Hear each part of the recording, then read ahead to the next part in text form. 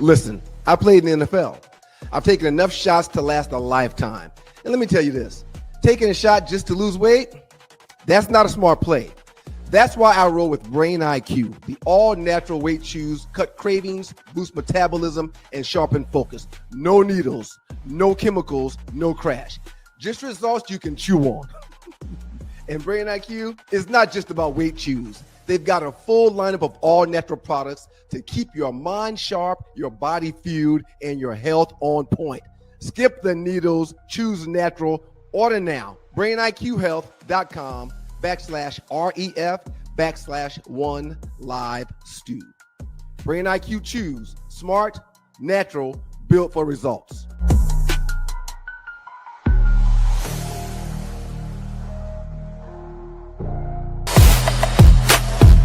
Needed.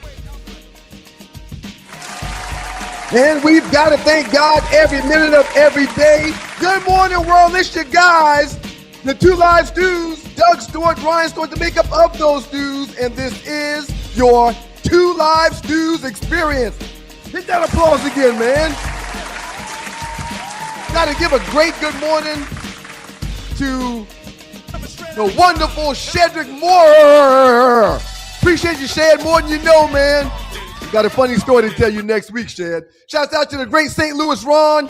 We appreciate you, St. Louis. And John Dingle's in the building, two amongst Florida's finest, representing the top three in this piece.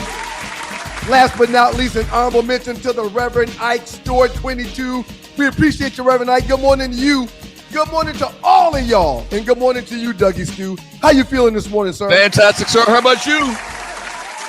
I too, sir, am doing absolutely stewtastic. I just realized the guy, he called himself Reverend Ike Stewart. Yes. That's our grandfather, Reverend Isaac Stewart. Reverend Isaac Norman Stewart is our grandfather, but I don't think he knew that. I just think this is a play on words. That might be some type of blessing in disguise. He didn't realize that his name is the exact name with the moniker, Reverend and everything. Right. Is the exact name of our grandfather, Reverend Isaac Stewart. Yeah. Thank you, brother. And granddaddy. Yeah. Miles is a fifth generation Norman. Mm-hmm. You are fourth. Our dad is third. The Reverend Isaac Norman Stewart is second. And I believe his father was Norman as well. Middle name is Norman. Absolutely. Yes. Absolutely. Yes. Yeah. Yeah. Good morning, man. How's it going? How's it going for you? You feeling good? Fantastic. Shouts out to everybody that's new watching this for the first time. I posted like a little advertisement telling people that we're doing this show again, and so many of the comments were, I didn't know you were doing the show. I had no idea. Because when I was in Myrtle Beach last weekend, the greatest city in the world, one of the guys that we was playing golf with, I was telling him about the show, and he was like, when did y'all start back doing the show? I was like, man, we've been doing the show, man. Almost 3 damn years, What's man. wrong with y'all? Yeah, it's hard to get the word out, man, but it's slowly moving, man. Western expansion, it's slowly moving, man. Yeah. So Facebook want their money. You got to advertise. You got to spend money to get the word out. They're not going to like post anything for free as far as advertise. They want you to pay them. So we actually had a pretty good campaign, a little marketing campaign. I think we probably going to get a lot of new listeners comment in the chat room. Handsome as black man. This is a new listener. Pause. This is a new listener. Shouts out to you, handsome as black man. You going to have to change that name, though, bro. I feel uncomfortable saying that. I love it. I love it. Be confident with who you are, handsome ass black man. Hey man, you got a baseball jersey on, and I have a baseball jersey on. I guess we're wearing them for the same reason. You do know that last night was opening night for MLB, correct? I got my nights mixed up. I thought tonight was the game between the Yankees and the Orioles. The Orioles. No, it was Giants. I'm sorry, Giants. And I thought the Braves didn't play until tomorrow. The Braves actually play tonight. That's right. Against the Kansas City Royals. So yeah, it's opening day baseball. That's awesome. I'll talk about my jersey in a second. The Yankees smashed the Giants last night 7-0. Yankees had 5 runs in the second inning. flipped the game immediately. 2-run triple by Trent Grissom. Shouts out to the Yankees. Judge didn't have his best game. As a matter of fact, he struggled. He went 0 for 5 and had 4 strikeouts. But again, we know that Judge is going to get it together eventually. But that's not why I wanted to mention the Yankees. I thought the team that won the championship always plays the first game. Is that just the NFL? Wait, say that one more time. I thought the team that won the championship always has the first game in the next season. I don't think that's a hard and fast rule or anything like that. Well, that's what they do in the NFL. Joseph Smith, good morning, sir. He looks like a new guy in the chat room. I don't think that's like is that even a rule in the NFL? I don't even think that's a rule in the NFL. The Seattle Seahawks will have the team that wins the Super Bowl has their first game in the National Football League. I don't think well, clearly it's not a rule in baseball. Well, clearly it's not because they didn't do that last night. Right, they didn't do that last night. Right. Ugly start for San Francisco, but the Yankees started off on fire. A lot of people are predicting them to be the winners of this upcoming year, but I'm putting every penny that I have with the Dodgers. So anyway, welcome back to play to the Major League Baseball. We appreciate y'all for being back. This is going to be awesome. I'm looking forward to it. We appreciate y'all being back. Yes, definitely, man. Here's the problem, and I think I say this every single year since 2001. I know where you're going. By the way, if you're stumbling onto the show and you weren't a past listener, we've been doing this since 2001. We literally started this whole thing, the whole genre of barbershop sports talk. Two brothers, quote brothers, literally and figuratively in our case, talking trash about sports, having a good time like they did at the barbershop under the shade tree. We literally started this. The problem with baseball, man, is that it coincides with basketball. You see what I'm saying? So usually it's at the end of the season of basketball. Well, basketball playoffs are about to start, and the playoffs for basketball last about 4 months by its damn self. Not 4 months, but yeah, it's a long time. You get the damn point. It's a long time, and so it's hard to get really into baseball this time of the season because if a baseball game is on and they got 162 of them, keep that in your mind as well. We got that in the back of our mind as well. Praise the St. Louis Ron. Ooh. Hey, fam, I'm here to share with you that your boy, that's him, is cancer-free. Hallelujah! Thank you, Lord. Thank you for all your thoughts, prayers, and words of encouragement. Suck cancer. St. Louis Ron. Hallelujah. Thank you, Jesus. Thank you, Lord. Praise God. Praying for you daily, player. Praying for you daily. That's huge. Man, that's huge. Praise God bless you and your family, man. You were saying baseball's just, starts. Well, I think there's an overlapping of every sport into another sport. Yeah, but we're gonna watch football no matter what else is on. So that's why basketball. I'm talking about most of the people watching this right now. Right. I'm talking about America. Yeah. Football's on. We're going to watch football over anything. So basketball, right. I personally don't really start watching basketball until Christmas, when they have all of the games on Christmas Day. And I'll watch. But if football's on, I'm still watching football. Well, that's the beginning of the season for basketball, though. The problem with baseball is it's in the heart of the good basketball, the playoffs. Right. And we have in our minds subconsciously there's 162 games anyway. That's too many damn games. I'll catch up. I'll get down later. I'll get down later. So baseball is in a real tough spot. And the game is really, really slow and lame. Well, they speeded the game up with the shot clock, the pitch clock. They speeded it up a little bit. But that's like an experimentation. They're not going to do that every game, right? Sir, they've speeded up the I'm sorry, you're talking about the pitch clock. I thought you were talking about the balls and strikes. They got this new electronic thing that they're going to help call balls and strikes on some of the games, not all of the games. Right, which it doesn't make any sense to me why they're just doing some of the games. If you've got that little box that you show during games that signifies pitch or not, why you even have a damn ump? Mm-hmm. He shouldn't be calling balls and strikes. Let that machine do it. Okay, so you said something about your jersey, and you're watching the 2 Hours Tuesday experience. I got a bunch of stuff I got to set up here and roll out. If I said to you, Mr. 21 himself, who would I be referring to? Oh, that's 3,000 career hits. Roberto Finished his Clemente. career with exactly 3,000 hits. Reached a milestone in his final regular season game in 1972. 317 career batting average. He's elite consistency, one of the best hitters of his era, and 1,305 RBIs, 240 home runs. Yes, Mr. 21 himself is the great Roberto Clemente. Shouts out to Roberto Clemente, man. That's the jersey I'm wearing. So whenever I think of the Pirates, it's got to be one of four people. It's either got to be Roberto Clemente, who I never saw play. I don't remember seeing him play before my time. Willie Stargell. If his last season was 72, man, you wouldn't remember because that would make you 3, and I wasn't even born yet. Right.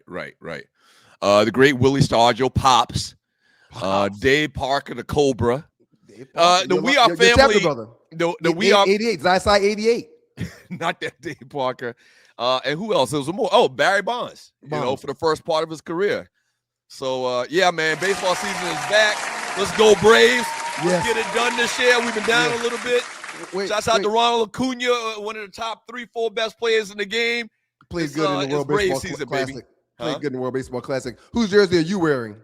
It's just like the the jersey for old men, and it's a knockoff. Okay, no worries.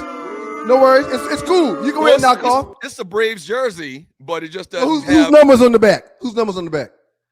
It's a goddamn knockoff. It's okay. No big deal. It's okay. It's okay. Everybody don't wear, $400 or $500 throwbacks on some people wear knockoffs. $19.99 pick and pay specials. It's okay. That you were given. Right. Yeah. Right. Damn right.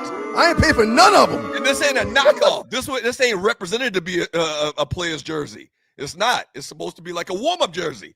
Like in basketball, they got the warm-ups. This is the warm-up jersey. No, I'm not trying to knock your knockoff. It's cool. You are. I am not. No. Don't do this. Don't make something out of nothing. This is no big deal. Hey, you are locked and loaded and listening to the 2 Live Stews experience. Osiris, I got that knockoff, Q. We got the Arlie report coming up a little bit later. Arlie Michelle's going to come in and give us the latest entertainment news. Where's she going to be at? Is she in Russia now? Where's Arlie going to be at when she does this report? I don't know. Is she still on her vacation? Her Sky Miles got to be. She got to fly first class every damn flight. Last 48, the biggest memes in the 2 Live Stews Facebook chat group coming up a little bit later as well. Real, he got that jersey from Racetrack.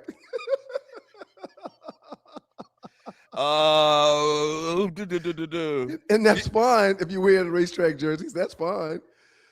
Oh boy, why you want to clown my jersey? It's an official Major League Baseball. It's dope. Thank you, man. And today's the appropriate day to wear it. Yeah. And also we got top stories in sports. We're going to talk a little bit about the new NBA, the expansion of the NBA, and a lot of other fun and interesting things. Last 48, the biggest memes in the 2 Live Stews Facebook chat group in the last 48 hours. Yes. That's coming up later in today's show as well. We'll read a bunch of your chat messages. Tight, dope. Fly right here as your boys will be participating in 404 day here in ATL. A little bit deeper than just participating, sir. Tell us. We'll be hosting the block party, sir. That will be at the end of the parade. The block party will be ending down at the underground, and we will, move the situation from the parade down into the underground, where we'll be hosting from 2:30 to 4:30. So we'll be blessed to have the mic in our hands at 4:04 p.m. on 404 Day in Atlanta downtown on April 4th, 2026, which is 404 Day. That'll be your boys. So y'all pull up. We're going to have a good time. We're putting together a good show for y'all. Y'all pull up and support your boys. I haven't told you I love this city, man. It's great, man. Atlanta's great, man. Atlanta's great, man. Atlanta has shown me and my family nothing but love. Nothing but love. For 31 years, man. And we had Power Blast on earlier, offensive guard for both me and you in high school, who's still back at the crib. Moco is our home. It's my home. And I love it. But, man, I love this city, man. This city has shown me nothing but love. It's funny you mentioned that. In one of our stories today, we'll be talking about favorite cities. So I'm looking forward to that segment as well. I think you and I will have one city that overlaps. I think we'll have one of the same cities. Hey, listen, shots out. There he goes. It's interesting that he pops it right there. Shots out to our homeboy Shedrick Moore. His birthday is It's Monday. Monday. Yeah. Just shots out to him for Monday. Yeah. Happy birthday! Happy pre-birthday!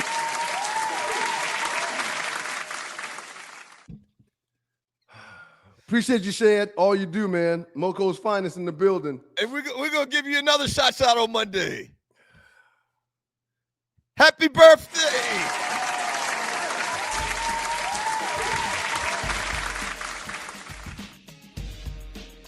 Turn it up, Tree. Turn it up, Tree. Happy birthday! Early!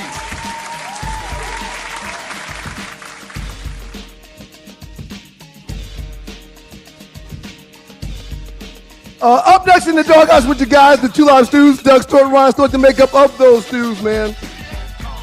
We're going to get into story number one. It's a pretty cool story. A lot of stuff going on in the world of the NBA. There's going to be an expansion in the world of the NBA. So we will be talking behind about the story of that shout out just now. We'll tell you about it later. When we get back from the break, we're going to talk a little bit of NBA expansion, as you just said. We got a guest coming on later, man. Coach Larry Thompson, high school basketball head coach here in the state of Georgia. Legend. He's a savant. He's a savant, a basketball savant. So in the theme of trying to have a guest on for you every Thursday, we're going to talk to one of the winningest high school coaches in high school basketball history. Look at the resume right there. So Coach Larry Thompson on a little bit later as well. Yeah, they won 5 state titles, man. He's on fire. NBA players, college players, 6A, 7A. I mean, at the highest level in the state. I can't wait to talk to him. Looking forward to it. Yep. All right. Sports Talk with Hot Sauce, Texas Pete Hot Sauce. Thank you for all of the new listeners, man. Tell somebody. Share the gift of the Two Live Stews. Doug got that Donald Acuna Jr. jersey on. Hey, thank you for watching. Thank you for pushing the show in the algorithm. How do you do that? Hit the like button. All right, so people can find out we're back doing this. All right, it's a travesty that people don't know. It's been over 2 years now. Like, share, and subscribe to the show. We'd appreciate it. There we go. All right, up next, man, we'll get into expansion, NBA expansion. Whatever y'all do, keep it locked to you guys. Doug Stewart, Ryan Stewart, the makeup of your Two Live Stews and Two Live Stews experience right here on YouTube. Y'all keep it locked. Hello, Detroit. No. Shouts out to the good folks in WGPR, Hot 107.5 FM HD2 in Detroit. We appreciate your Sports Rap Network. We appreciate y'all, man. Good morning, Detroit. Good morning, We're Detroit. growing. We're growing this thing. Keep on grinding, Rashad. We appreciate you, brother. Keep on grinding, man. Yeah.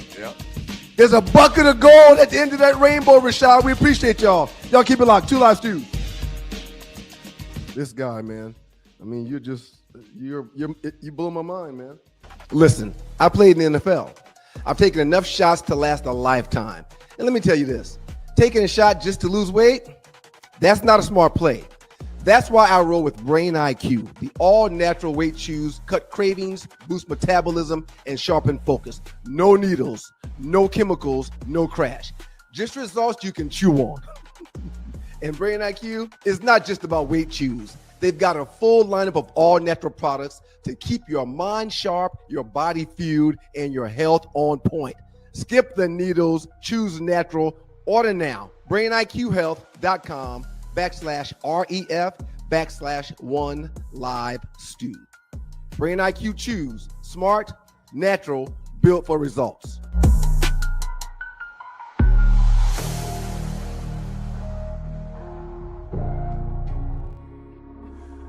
Welcome back to you guys, the Two Live Stews. Doug Stewart, Ryan Stewart, the makeup of those stews, and this is your Two Live Stews experience. Shouts out to the great people in Detroit, Michigan, listening on WGPR, Hot 107.5 FM HD2 in Detroit. The Sports Rap Network is in the building. Hey, man, have you been paying attention to any of these Senate races around the country? Not really. Okay. We just in a quandary right now with everything political, man. Let me tell you this. Mm-hmm. In the state of Florida, which is red as hell, Mm-hmm. 2 blue Senate seats have been taken, sir. One of them happens to preside over the area where actual Mar-a-Lago is. Where the president actually resides, more so than D.C. at the White House. He'd be in Mar-a-Lago more than any place else. There's a new Senate seat being held by someone that has a blue hat on in Florida, sir. Sir, it's a good sign. It's a real good sign. We're not going to get to the politics, but this is a real good sign. The blue wave is coming, huh? You know, dog, we took back Mar-a-Lago. They probably the people in that town, in that city, in that county, they probably hate him just as much as New York hates him. You know, New York hates Donald Trump. Yes, he's from there. Yes, born, raised, finagled, hustled, scammed a lot of people in that city, in that state. Yeah, Florida's known to be red, though. Right. Yeah, so for a few key seats to go blue is huge. It means a lot. But go ahead, man. Let's get into today's NBA. On March 25th, 2026, the NBA Board of Governors officially authorized the league to begin a formal exploration of expansion, specifically targeting Las Vegas, Nevada, and Seattle, Oregon. Which Seattle should have never lost their team, man. Well, but that's what I want to talk to you about.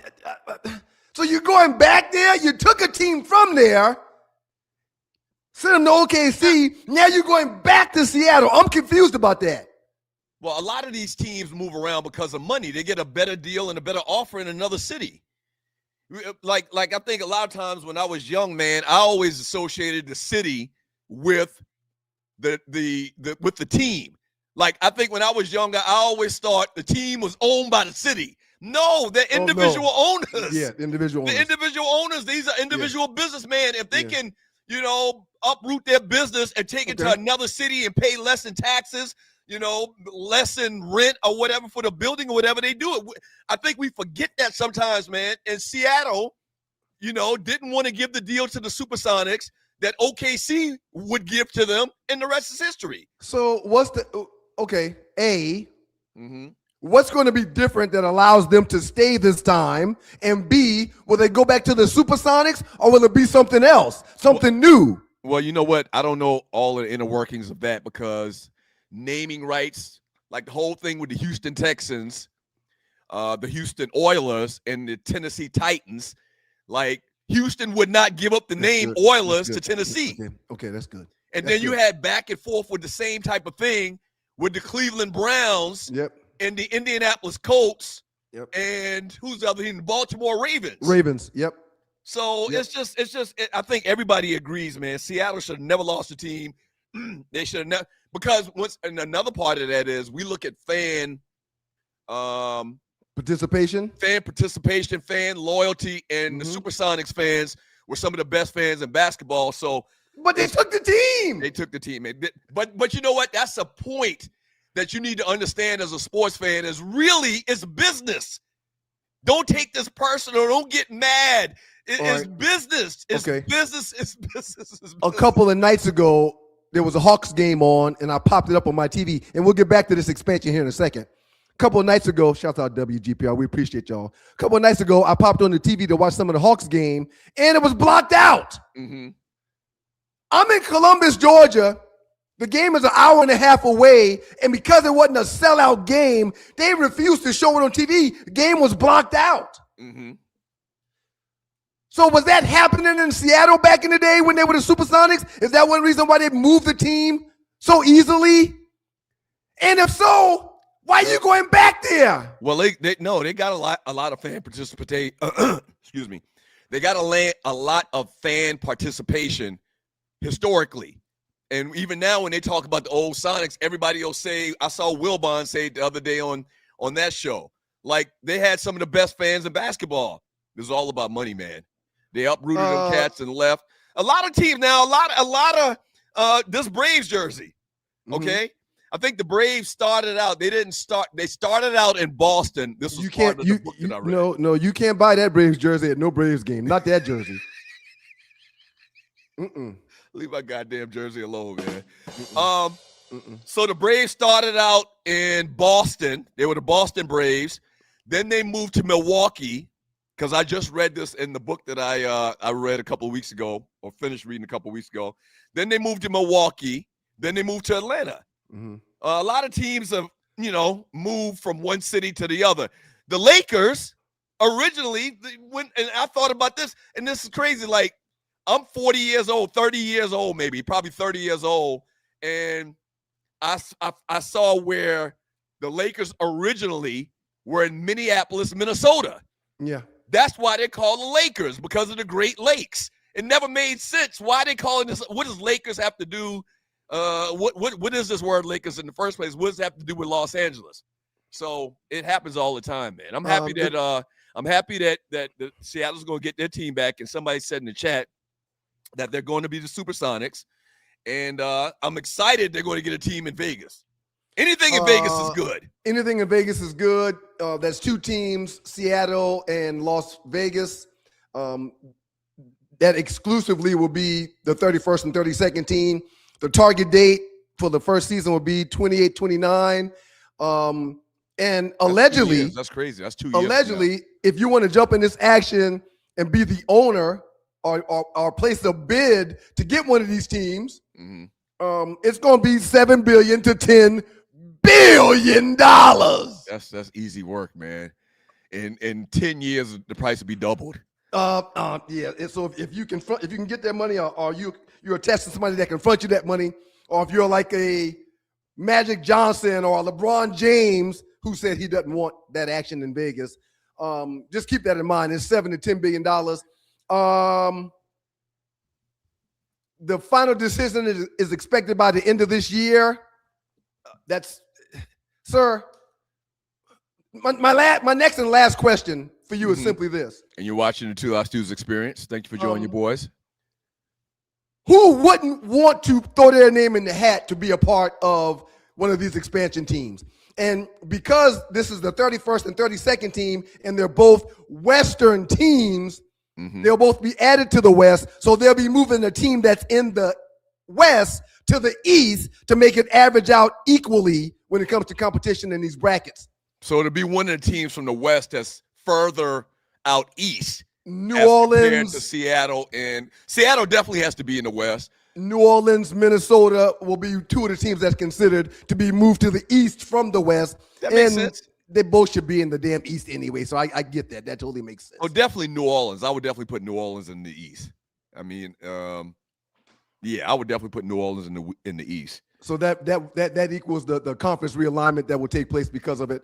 Yeah, man, I think the $170 billion TV deal that the NBA has right now, I believe that's the numbers, states that they're worthy of having two expansion teams. They can afford it. They can afford it. But $7 billion to $10 billion, whoo! If you start your business off spending that much, how long is it going to take for you to recoup that money and make more? Hey, man, the damn Saudis can come over here and pull that out of their pocket. Yeah, they're not. That's literally pocket change for them cats, man. Yeah, and I don't think they're going to sell to owners or ownership group that's not in the United States. But that's the Sunnis could fund the Saudis. The Saudis could, underneath the table funnel some money to some investor, and they have some type of backdoor deal or something like that. That's not a lot of money when in 10 years it's going to probably be worth double, like I said earlier. Am willing to bet that everyone's saying Magic Johnson will probably put together a group. I think he's happy out in LA where he is. I think he lives out there. That's his home base anyway. Magic is LA. He is LA. I don't think he wants to get going back and forth from LA to Vegas. If LeBron James doesn't do it, this is just a thought from me. Look for the great Jay-Z himself to do it. Look for somebody like Jay-Z. You think Jay-Z got money like that? Well, he's a billionaire. His wife's a billionaire. Yeah, but and they're attached to other billionaires. You got to be more than just a billionaire. Oh no, but you're gonna put together a collective. You're gonna put together a group. Yeah, one of the best things that ever happened to me in my life was the investment group that my line brothers and I started together. You find yourself having 5 other people to invest in things that you agree in, that everyone collectively agrees in, and instead of you taking on an entire investment of 50 grand yourself, now you can take on a 50 grand investment and do a percentage of it with 4 other people and save your money and still make money. Do you really think they're going to sell a team to Jay-Z? Really? Think about what you just said. They're going to sell the team to the highest bidder, sir. It's not going to be Jay-Z. And Jay-Z ain't got the money like a lot of these cats are going to bid on it have. They're not going to spend their own money, sir. Billionaires don't do that. Okay, we already have one. They leverage other people's money. We already have one wager. I understand that. We already have one wager outstanding right now. Oh, yeah, and your Lakers keep well, never mind. Go ahead. We have an outstanding wager right now. We do. That my 100 to your 100 to your 50. No. no, that's bullshit. My 100, your 100 to my 20. It's 25. It's actually No. 25.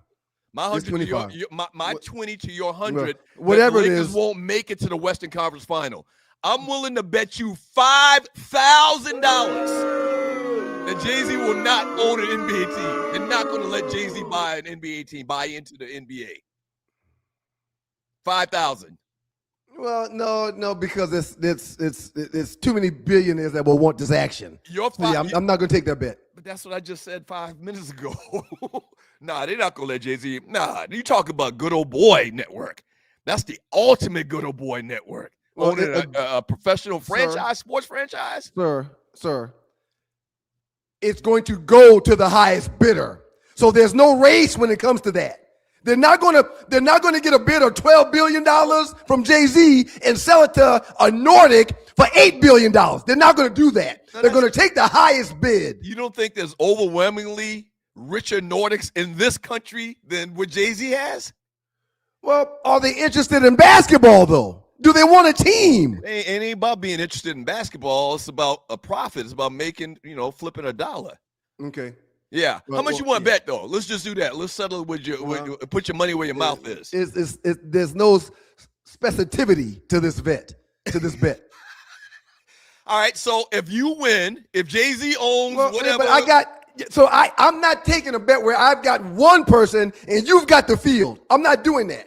So if you pick one entity, but it's not. It doesn't necessarily have to be the same thing. If you win, I get 1,000. I get 500. I get 500. Right. If I win, I get 5,000. But you're not. I don't want to. I'm doing that the other way around. I'm not taking one option when you've got the field. That's a losing bet. I'm not doing that. Octavia Simmons, 30-41. The NFL chooses who they want to be your owner. It's a club just because you have the money, or that doesn't mean they're going to give you a franchise. Remember, they did not let Trump get a team.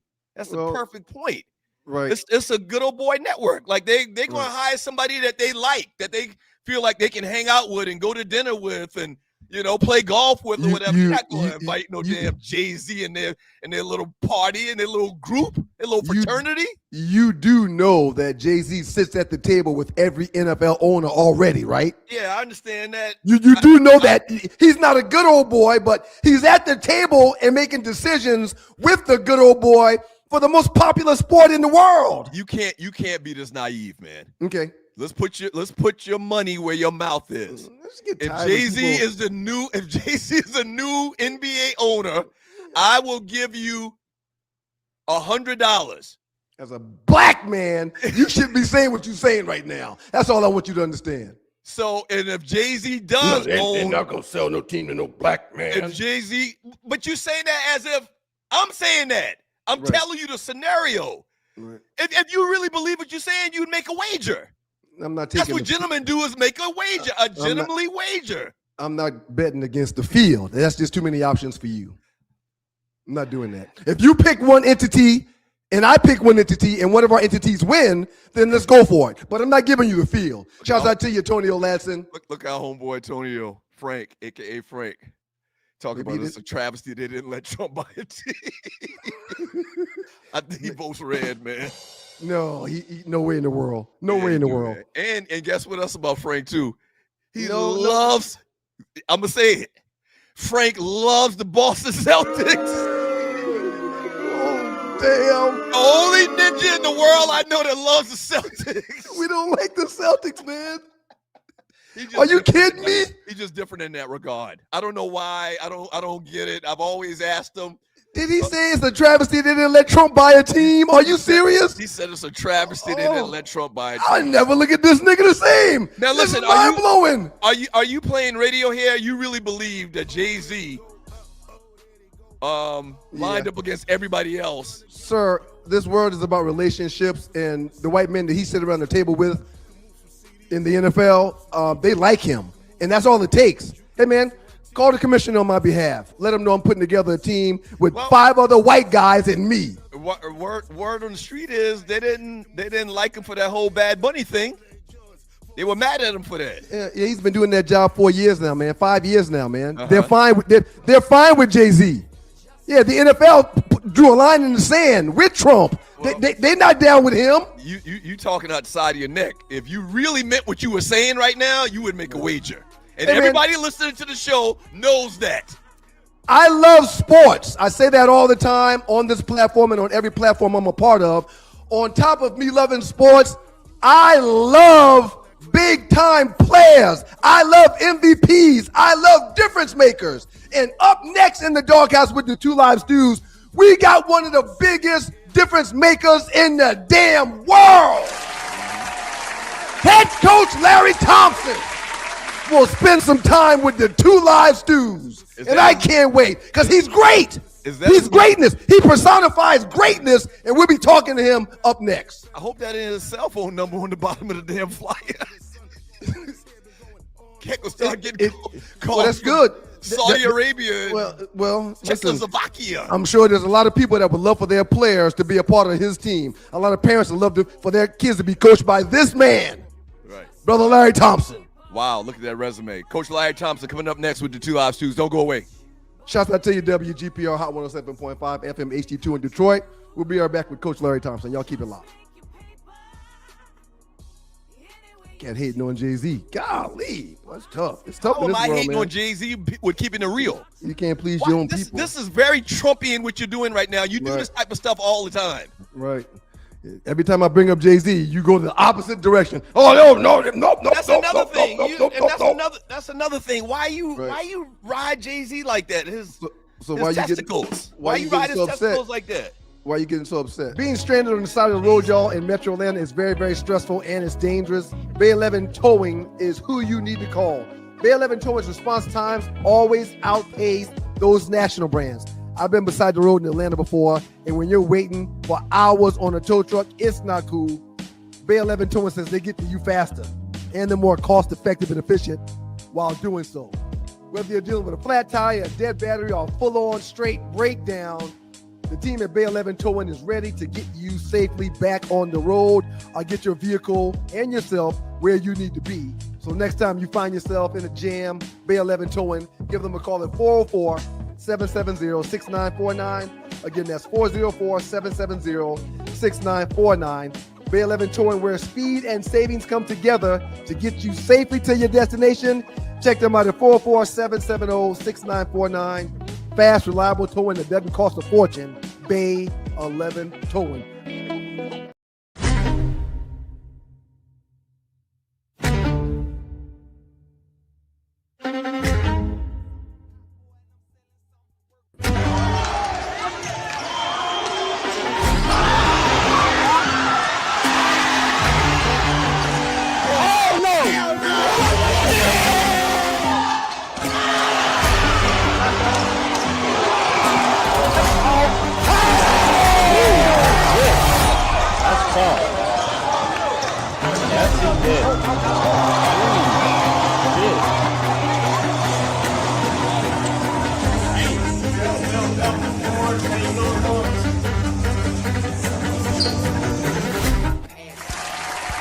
Welcome back to you guys, the Two Live Stews. Doug Stewart, Ryan Stewart, the makeup of those stews.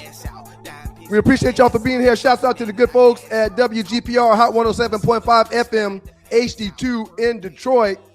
And Doug and I are very happy to be joined by a great head coach of the Wheeler High School basketball team. Coach Larry Johnson's in the Larry Thompson in the building with the Two Live Stews. Coach Thompson, how you doing, man? Man, I'm doing great, man. Happy to be here, man. I'm just surreal. Growing up watching you guys, mess to you guys on 790, man. This is big time. Oh, man, we that's really what's up, appreciate man. you, Thank Coach. you, brother. Screw those people, man, but we really appreciate you for listening, Coach.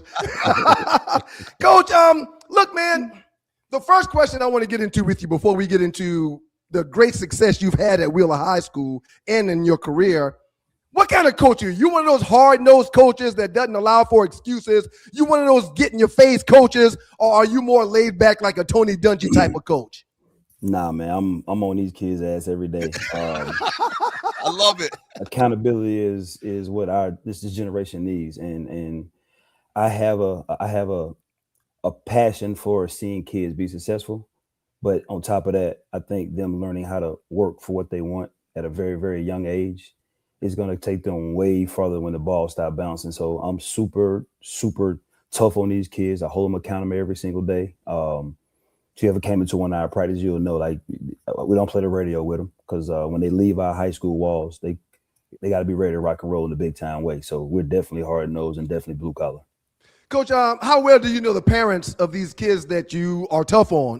Do you have a good relationship with them? Is there constant contact with the parents? And do you think that allows you to have the ability to be a little aggressive with the kids? Not aggressive in a bad way, but just in a coaching way that cares, because I'm convinced that a coach that gets in your face and loves you really, really cares about you. It's not just about the ball with him. It's about the betterment of the player. How cool are you with the parents to do what you do with their kids? Man, I have a great relationship with every single parent that every kid I've ever coached. And I tell them from the beginning, like, you know, you're going to hear some choice words. You're going to hear some things that come out of my mouth to your kid.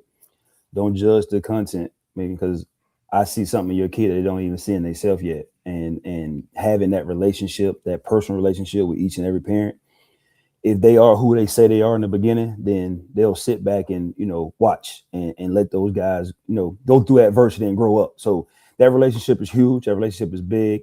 And we couldn't get it done without having great parents for one, and then having great relationship with them, you know, on and off the court.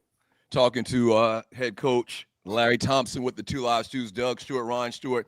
He's won multiple state titles, 2016, 17, 20, 21, 23, and 25. Coach, were you around at Wheeler High School? And by the way, I have lived in the Powder Springs area for like 18 years, McKeachin High School. So we definitely know you and your reputation.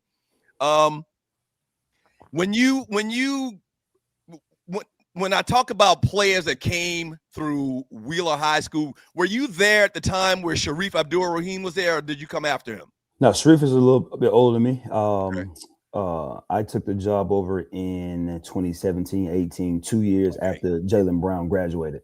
Okay. But to say the least, Wheeler basketball has been a monumental institution for the last 30 years. There's been a ton of guys that have come through Wheeler that have went on and had great success in the game of basketball, whether it be, you know, in the NBA, overseas, or, you know, coaching like myself. So it's a stomping ground for elite level athletes. The development is the key. And guys like Sharif Abdul-Rahim is the foundation of the start of what Wheeler basketball is today. Coach, Doug and I are from an era where coaches jumped around and moved seemingly every other year or so. You being a Wheeler alum and you being the head coach there now and you having great success, is there any other job that could take you away from Wheeler, Coach? Or is this something that's just in your blood because you played there, you coached there? Is there anything else for you, or will this be your last stop unless something along the lines of college or the NBA was to come around for you? Hey, let me jump in and say this. I know that other programs have come knocking at your door. I know they have. Well, I'm not an alum. I didn't play there. I played at another school in South Georgia, down in Albany, Camilla, Georgia area. But the Wheeler faithful, when I first got the job, have been great for one. So I feel like I'm a really, really big part of what Wheeler basketball is. You can never say never. High school basketball is a big time passion of mine. Those kids from the age of 14 to 18, that's a really, really big foundational period. I feel like it's my niche, but you can never say never. I always have that itch and always have the thought to see if I can be successful at the collegiate level. And if opportunity is right, I would have no choice but to explore it and get all the details. So I can't say this is the last stop. But I can say this: coaching high school basketball is a passion of mine. Is what I love, is what I want to do. But if the right situation come about, I definitely have to explore. I have to do that for my family. Wheeler High School head coach Larry Thompson, spending some time in the doghouse with you guys, the Two Live Stews. We appreciate you, Coach. Shouts out to the folks at WGPR. Coach, along those lines, are you finding that these kids are more concerned about things off the court with some high school players getting NIL opportunities, with other high school players looking forward to getting into college for NIL opportunities? Are the kids sidetracked with the money that may be involved with them playing high school sports these days, Coach? I don't think they sidetrack. I think they're more focused because they have seen some guys before them at the 2-3 years older than them that have been able to, gain monetarily before they even, make it to the pro rank. So a lot of the guys that's capable and at that level and humble enough to understand that there's a bigger prize, outside of the high school walls, are the ones that's probably spend the most time in the gym. It's been a pleasure coaching those kind of kids. Not all those guys are good enough or warranting, to get that kind of, baggage at the end. However, those guys have come in and most of them have stayed focused and learned how to go and work for what they want. And I think that's the biggest testament to the kids in the next, 15 years of their life. They're going to understand work ethic. They're going to understand how to set a goal and try to reach and go attain it by doing anything necessary to, within the rules to go get it done. NIL is like that pot at the end of the rainbow, so to speak. Guys are really, dedicating themselves and trying to put themselves in the best situation to go and get it. And I don't see anything wrong with it. I just think a little legislature got to come about because it's a little too crazy right now. However, kudos to these kids, and I'm glad that these guys are getting the opportunity to reap off the fruits of their labor.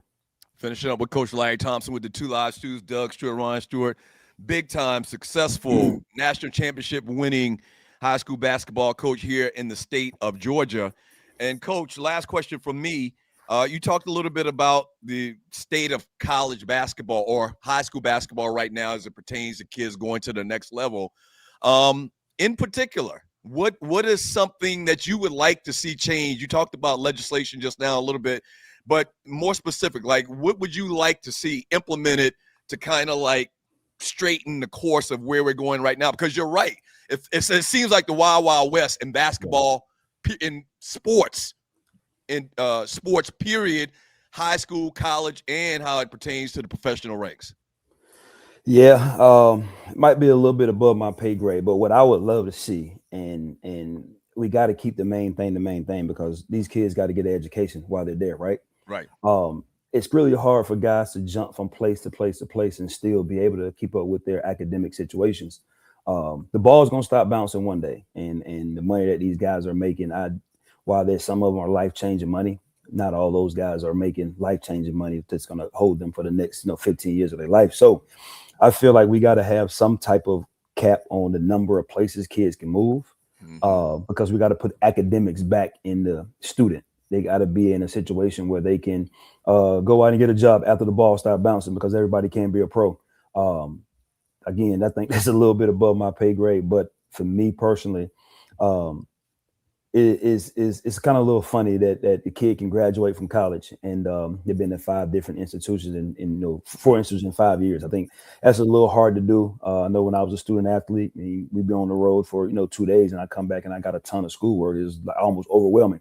So if I'm going from one place to one place to one place in all 4 years, man, I think that's big of a challenge, and I think that's one of the things that we, as the older generation or the mid generation that kind of control what's going on, we got to help realize that these kids got to get an education, and all the stops that they make, from one school to another, got to get some kind of cap on it. Before we get into today's college thoughts and maybe an NBA thought here or there, one of our P1 listeners, Julius29C, has a great question that's on the screen, Coach. What's with the Wheeler to West Coast pipeline for the top players coming through Wheeler? Can you explain that, Coach? Yeah, man. Sharif Abdul-Rahim started it he was, in Georgia, then he went to Cal. Jaylen Brown kind of followed in those footsteps somewhat, and he also left Wheeler and went to Cal. Not a lot of success stories have come from, South Georgia guys or Southern guys going out west. So That's a trend that, I don't see it having great legs, per se, because you haven't had a lot of success. Happy kids have going out there, and it didn't quite work out in some of those places. But how it started, I think, is one of those things where it's just an attraction. The weather is nice, and West Coast basketball in most parts, play a more open style. Not as tough, not as physical, and that's appeasing to guys that is trying to be that one and done situation. The grind don't seem as tough, which we know that's a lie. But on the outside looking in, I think it's one of the things that kids kind of looked at. The weather's beautiful out there, and you don't get those cold days, so it's kind of hard to stop kids from living in Georgia and they get the opportunity to go visit USC or UCLA, and it's like, man, this is a different world. I like it, and then they take the opportunity and they go and get it done. I don't think there's one reason why it's going on, but I do know Sharif Abdul-Rahim and JB follow that same pattern. I had two kids that played for me, Isaiah Carey and Arrington Page, that both went out to USC. And damn, you name dropping some ballers, coach. I mean, some real players, man. Yeah. I mean, those guys, man, they went out there, and at the particular time, it looked like a great situation. Free flowing offense, for Isaiah, ball screen and downhill shooters, and the guys that can catch lobs at the rim, and this didn't, work out the way we thought it would be. But it's just a pipeline that I don't consider it a pipeline. It's just another opportunity and avenue for guys to go and showcase their talent on a coast that's not, their norm. Wheeler High School head coach Larry Thompson hanging out with the Stews. Another question or two. With the NCAA tournament being here, coach, I want to get your thoughts on A, who you think will win it all as the Sweet 16 starts tonight, and B, if you were an NBA head coach or a GM, who's the one player you would have to have out of college basketball this season? Man, so who's going to win the tournament? Who's the one player you would take out of college basketball this season if you had to pick? Yeah. The parity in college basketball because NIL is absolutely great. My bracket's been busted for a couple of days, a week or so now. Florida was the team that I had going to a national championship.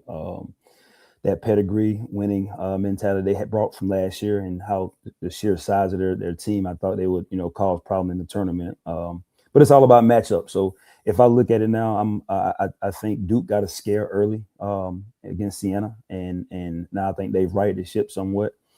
But the team that I think will be standing at the end is right now is Arizona. They just been so good all year, and they play a couple of young guys that are super, super tough, and they got some experience around them. So I just think their sheer schedule, from how much success they had early in the year with the type of schedule they play, I just think they have what it takes to be there in the end. So my pick is Arizona. Probably gonna be wrong, but that's who I have to go with. And then that second question, one kid I would have to have. Man, shit, Darius Acuff is going crazy right now. He's an animal, coach. Right now. He is. Darren Peterson is great. AJ DeBanza is truly gifted. I mean, those guys are 6'9", 6'5", but depending on the positional need and the team that it is, like Darius Acuff has the opportunity to come into a league and be a star from day one, just because he's so high IQ with the basketball. He can shoot it from deep, and he can get teammates involved. And he has that it factor, that AI factor that is you can't measure that kid's heart. And I'm a coach that don't mind playing small guards. Small guards are dudes that make shit happens, and they have a little different pedigree, and they carry it on their back. So right now, it would have to be Darius Acuff is one dude I would definitely have to have my GM take. Same question in the lines of the NBA coach, and we'll let you go. If you could pick the champion of the NBA this year, who would that one team be? And if you were picking the MVP this season for the NBA, who would that person be? Let's go Hawks. They're playing good ball, coach. They're playing good ball. Man. Yeah, they're really good ball right now, but it's kind of hard right now. It's probably going to be a West Coast team. West is just so stacked. OKC is hard to rule out. They're playing great. Detroit's playing great. They get, Cade Cunningham back there, have opportunity to make some noise, but I probably would have to say it'd be between, this is not what you guys asked me, OKC and San Antonio. It's going to be hard to beat those dudes in a 7-game series. It is what Understood. It is. Understood. Who's your MVP, Coach? My MVP, my nephew Isaiah Carter. Now I'm just playing. It would be, it would probably be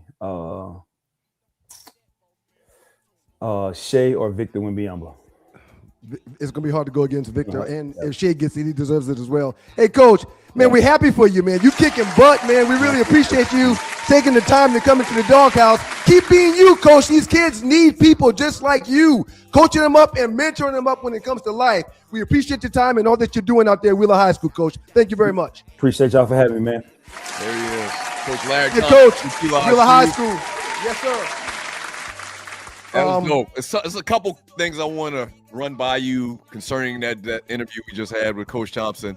Okay. We'll get to it later, though. I think we got to Well, go. you got to get to it later because when we get back after this break, the lovely Hollywood, who's been gone for the last 2.5 months, is going to spend some time with the students, and I can't wait. I'm excited about seeing Ollie and talking to Ollie, man. Ollie World.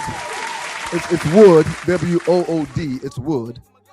That's what I said. I said Hollywood. Yes, you did, man. You did. Yeah, man. I love coaches that get in your face, especially when you know that there's a passion for kids within that coach. And to my understanding, from all I hear about Coach Thompson out there at Wheeler, man, he loves his kids, man. He loves his kids. People not from Georgia, Wheeler is big time basketball. I think they're 6A. They got 6 and no, I think they might even have 7A in Georgia. 6/7A. Yes, they're part of that. Why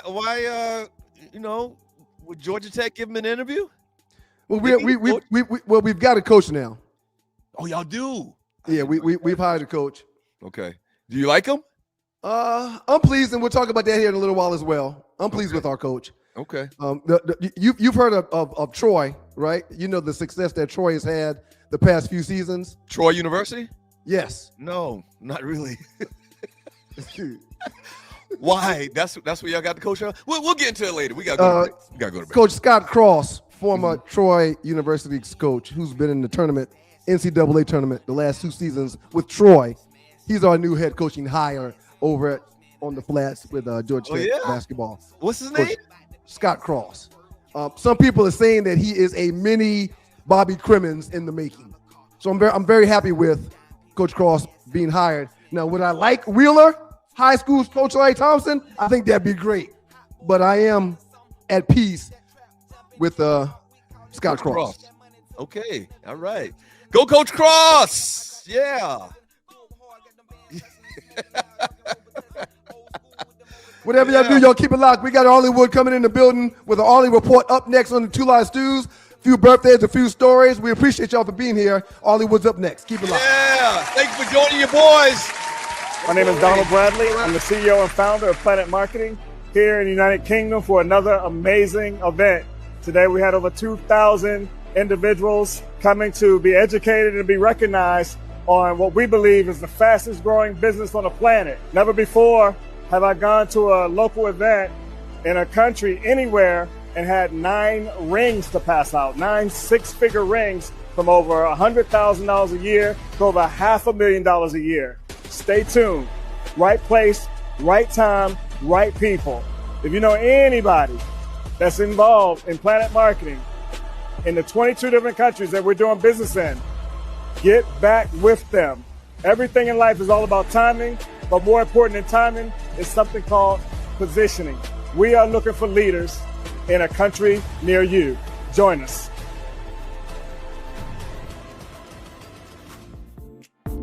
Welcome back to you guys, the Two Live Stews. Doug Stewart, Ryan Stewart, the makeup of those stews. And this is your Two Live Stews experience. Ooh, Ollie with the Two Live Stews shirt. That's nice, Ollie. Those are really nice. Those look good. I mean, the shirt is really nice, Ollie.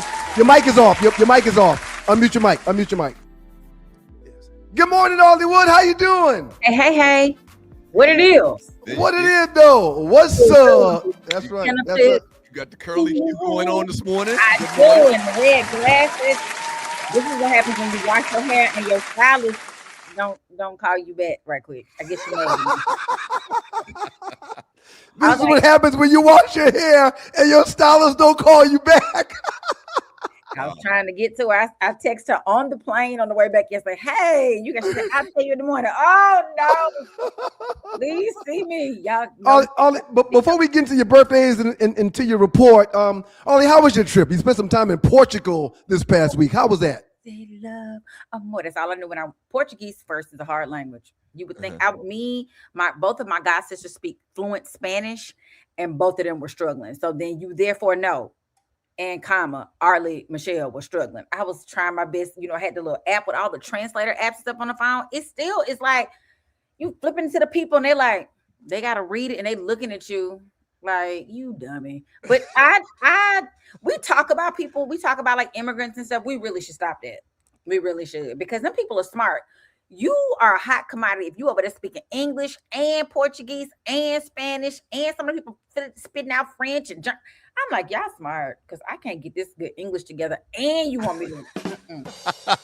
You gotta start off with English first, huh? So y'all, do y'all know how we were? My aunt, who is a superintendent in Gwinnett County, retired, she was like, English is a hard language, and you don't realize until you have to either teach it or go somewhere else. So yeah, it was a great trip though. It was. Okay, we're glad to have you back, Ollie. Thank you, everybody. And I did not last week because I was kind of out of sorts. I was so excited to see you guys that I just forgot to thank the beautiful young ladies who stepped in my stead.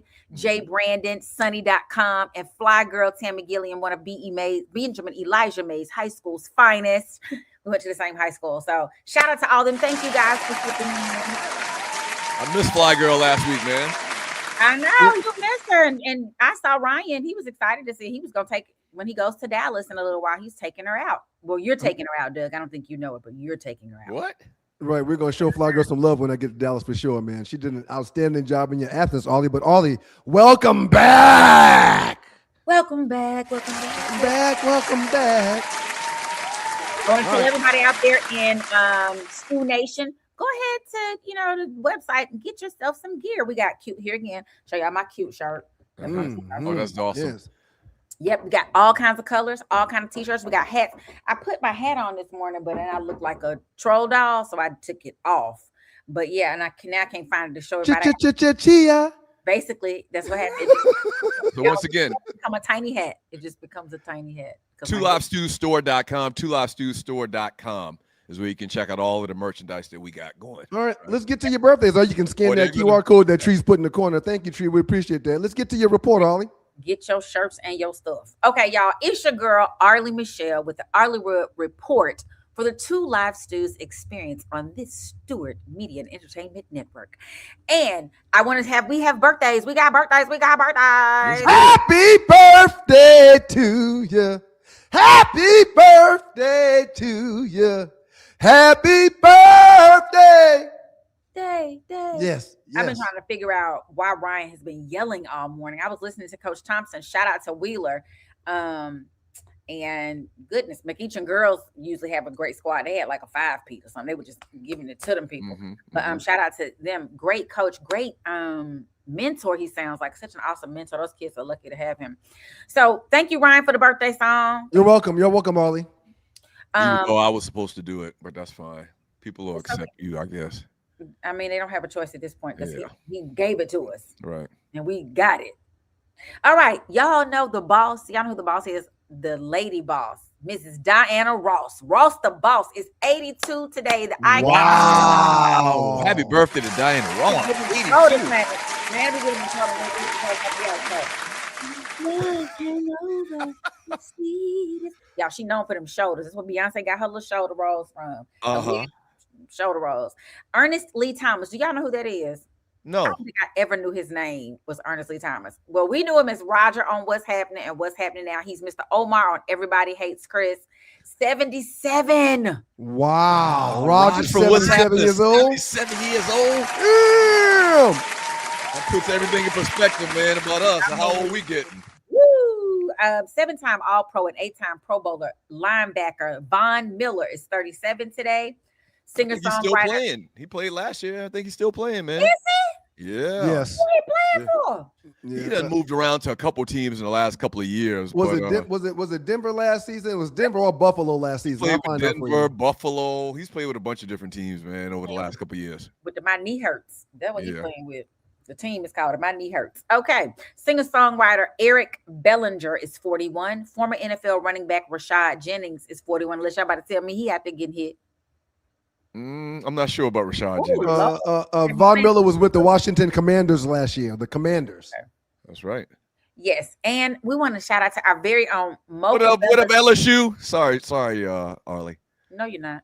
It's okay. We want to send a very beautiful shout out to Mark, who happens to be our very own Mocha Bella's son. It's his 25th birthday. Happy birthday, Happy birthday, nephew. Mark. Happy birthday, Mark. Happy birthday, Peace, King. nephew. Take care of mom, man. Take care of mom.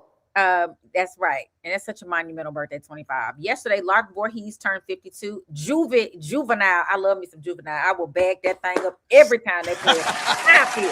Speaking of which, today's musical artists are a medley of New Orleans artists, and you'll find out a little bit why.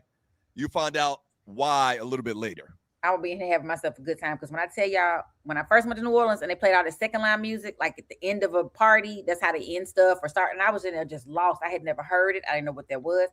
You can't stop me from second line. And now I got my napkin out, my umbrella. I am ready. Yeah. Haywood Nelson was 66 on yesterday. Y'all know who Haywood was? Roger Dwayne. He was Dwayne on What's Happening. What? How old is he now, Ollie? 66. Damn. 66. He was 11 years younger than Raj on that show. Didn't seem that way. Didn't seem that way. Unless Raj must have been old on the show, older than we thought he was on the show. I got to check out, make sure Haywood ain't gone on to glory. I gotta go look. Nah, I would have heard. I don't think so. No, you wouldn't, Doug. You be killing everybody. The last Alonzo is 52. Tomorrow, Laz Alonso, the actor who was the scene, she whooped him in there. That's all I'm gonna ever remember him for. Tomorrow, Mariah Carey, Bernice King, the daughter, one of the last living children of two of his children have deceased, Martin Luther King and Coretta Scott King. She'll be 63. Salt, Cheryl James of Salt and Pepper's here, and we're in effect. She gonna turn 60, y'all. Salt and Pepper turning 60. Good Lord, we getting old.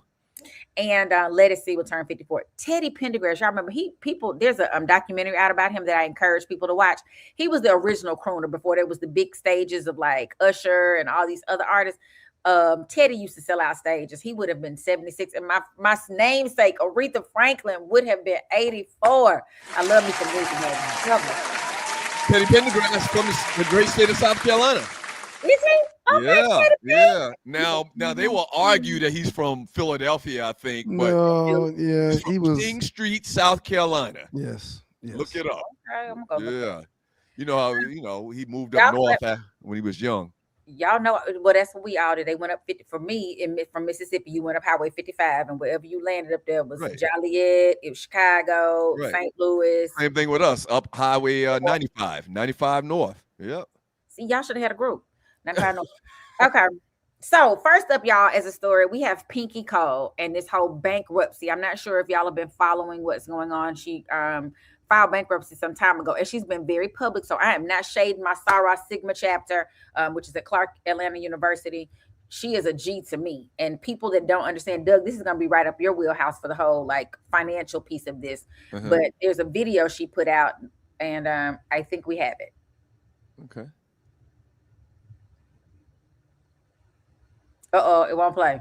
Okay, so in this video, Pinky Cole is singing about bankruptcy, and she is singing, like Miss Rachel. For those of you who don't have little children, Miss Rachel is this caucasoid who does a whole show on teaching kids about all kinds of stuff. So she does a bankruptcy to the theme of now watch me, you watch this bank. Now watch me, you watch this bankruptcy. You watch this bankruptcy, and she explains. For personal bankruptcy, she goes on to explain business bankruptcy. She does like a 3-minute little thing. It's really, really cute. I hate it won't play. No telling why. I downloaded it properly, but my computer, Lord, pray for it. Put hands on it. So she personally, the reason she was even in bankruptcy, because she personally guaranteed business debt when she first started out her Slutty Vegan business. And Slutty Vegan went on to like grow by leaps and bounds, but I don't know if she had she didn't have the resources.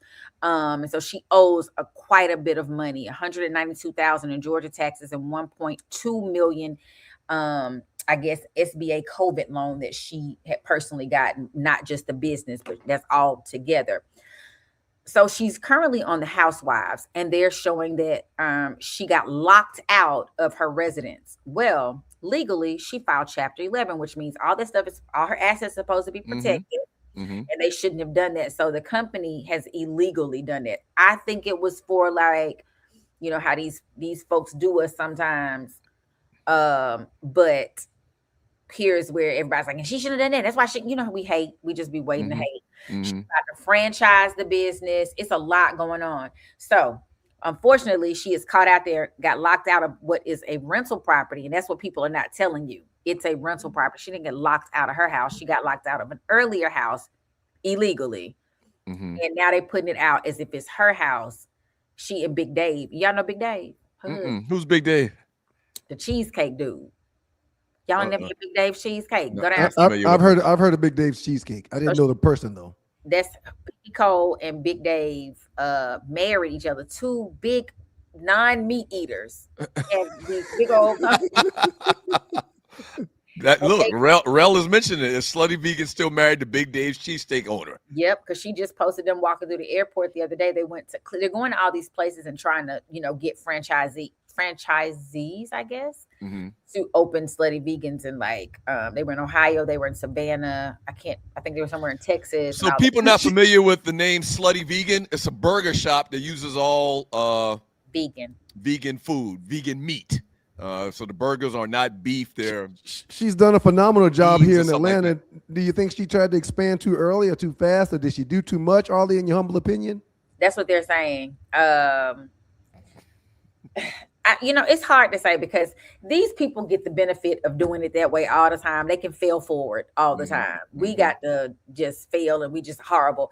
And I don't understand business like that. I would have to go to a Doug as a specialist to help me like get all my stuff together because I'm the idea girl. To sum up what you just said, Donald Trump filed bankruptcy 7 times. The president of the United States filed bankruptcy 7 times and dodged the draft 5 times. And he still ended up being president of the United States, the free world. Like, how does that work? That math ain't even mathing. But let me tell you, bankruptcy, as you both know, or for our listeners, and many of them might know, it's often a tactic to protect assets. Right. It's not like I'm over here broke. I got stuff, but I'm trying to protect the stuff I have. So and I understand that, but you can't claim to be this great businessman if you file bankruptcy 7 times. You can't be, claim to be the most financially savvy, businessman in this country, and you file bankruptcy 7 times. One just don't go with the other. It's real simple. Unless you're one of these folks. Right. And she's only filed 1 time. And it is, like you said, Ryan, some of what she said, there was a lot of things. She was expanding so fast. And I'm going to say this about her, too. She has been about, how Issa Rae had their shirt, it turned into a shirt and a meme. They asked her who she rooting for it. I think it was the Oscars one year. She was like, I'm rooting for everybody black. And she just said it like unapologetic. That's how Pinky Cole has been about. Like, she's constantly putting people on. I saw her post just the other day. Some dude had moved here, sells cheesecakes. She posted on her stuff where she got, hundreds of thousands of followers. She's going to let him come sell in her store for that day from this time to this time. People who come in, whatever it is, you get all that money so you can pour back into your business. Like, she's really been doing a good job. And for us to kind of dog it out, she ain't do this and she ain't this is business. Business works like sometimes. She has failed forward. So she still has her business. She still owns all the stuff, but we're trying to, the media, because she kind of like they did Prince, I'm trying to put you on game. And when I put you on game, they want to make you vilify you. And so I think they're trying to do a good job of trying to vilify her, but she's so public, it ain't gonna matter. Like, she telling you what's going on. She done made a whole song about her bankruptcy. So she is making sure people understand it. Because people like us, just like with these NIL deals, if you don't have somebody explaining you how to, save, or Ryan with his investment group, if somebody's not helping you do that, that's not something that naturally comes to people. Like, your understanding of money, Doug, from a very early perspective, that's not normal. That is not. Totally understand. Totally agree. So, she's putting it out there, and now with the, social media and stuff, and you probably need to do that, Doug, some little snippets and tidbits. I do. I advertise sometimes. But like, you need to be like Pinky Cole.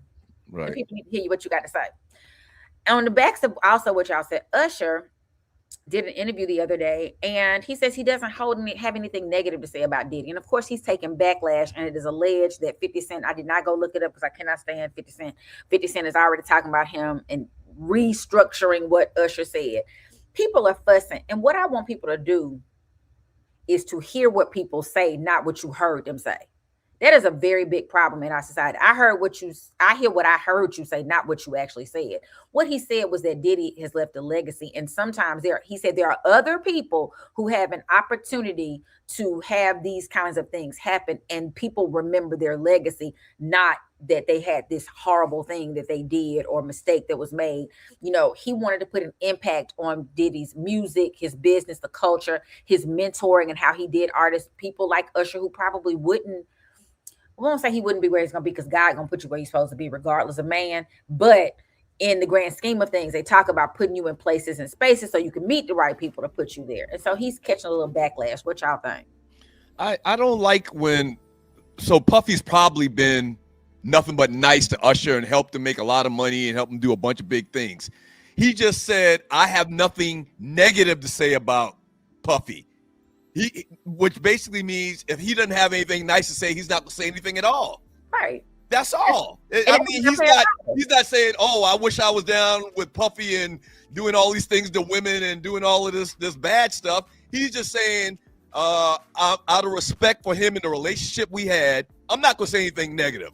I'm not going to say anything positive, but I'm definitely not going to say anything negative. I don't think there's anything wrong with that. As a people, we should practice not biting the hand that feeds us more often.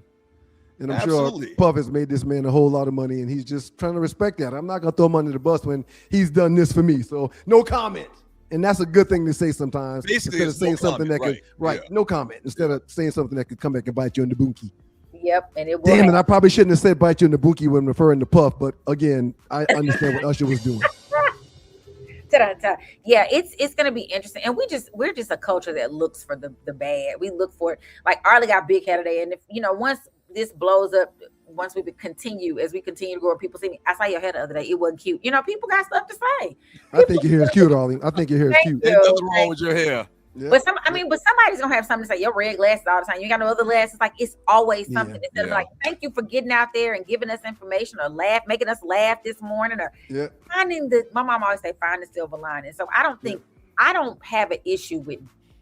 I hate what Diddy did to Cassie and other women who were frail and all that. But that junk is happening in these places in regular, like next door to you is happening, and we don't give that same energy because he's a celebrity. It didn't make him any more or less wrong. You know what I'm saying? Like if other people are doing, I'm not saying they shouldn't go serve their time, all that stuff. But at what point, if we're believers, are we gonna forget these people and let them move on? Like, good Lord. So exactly.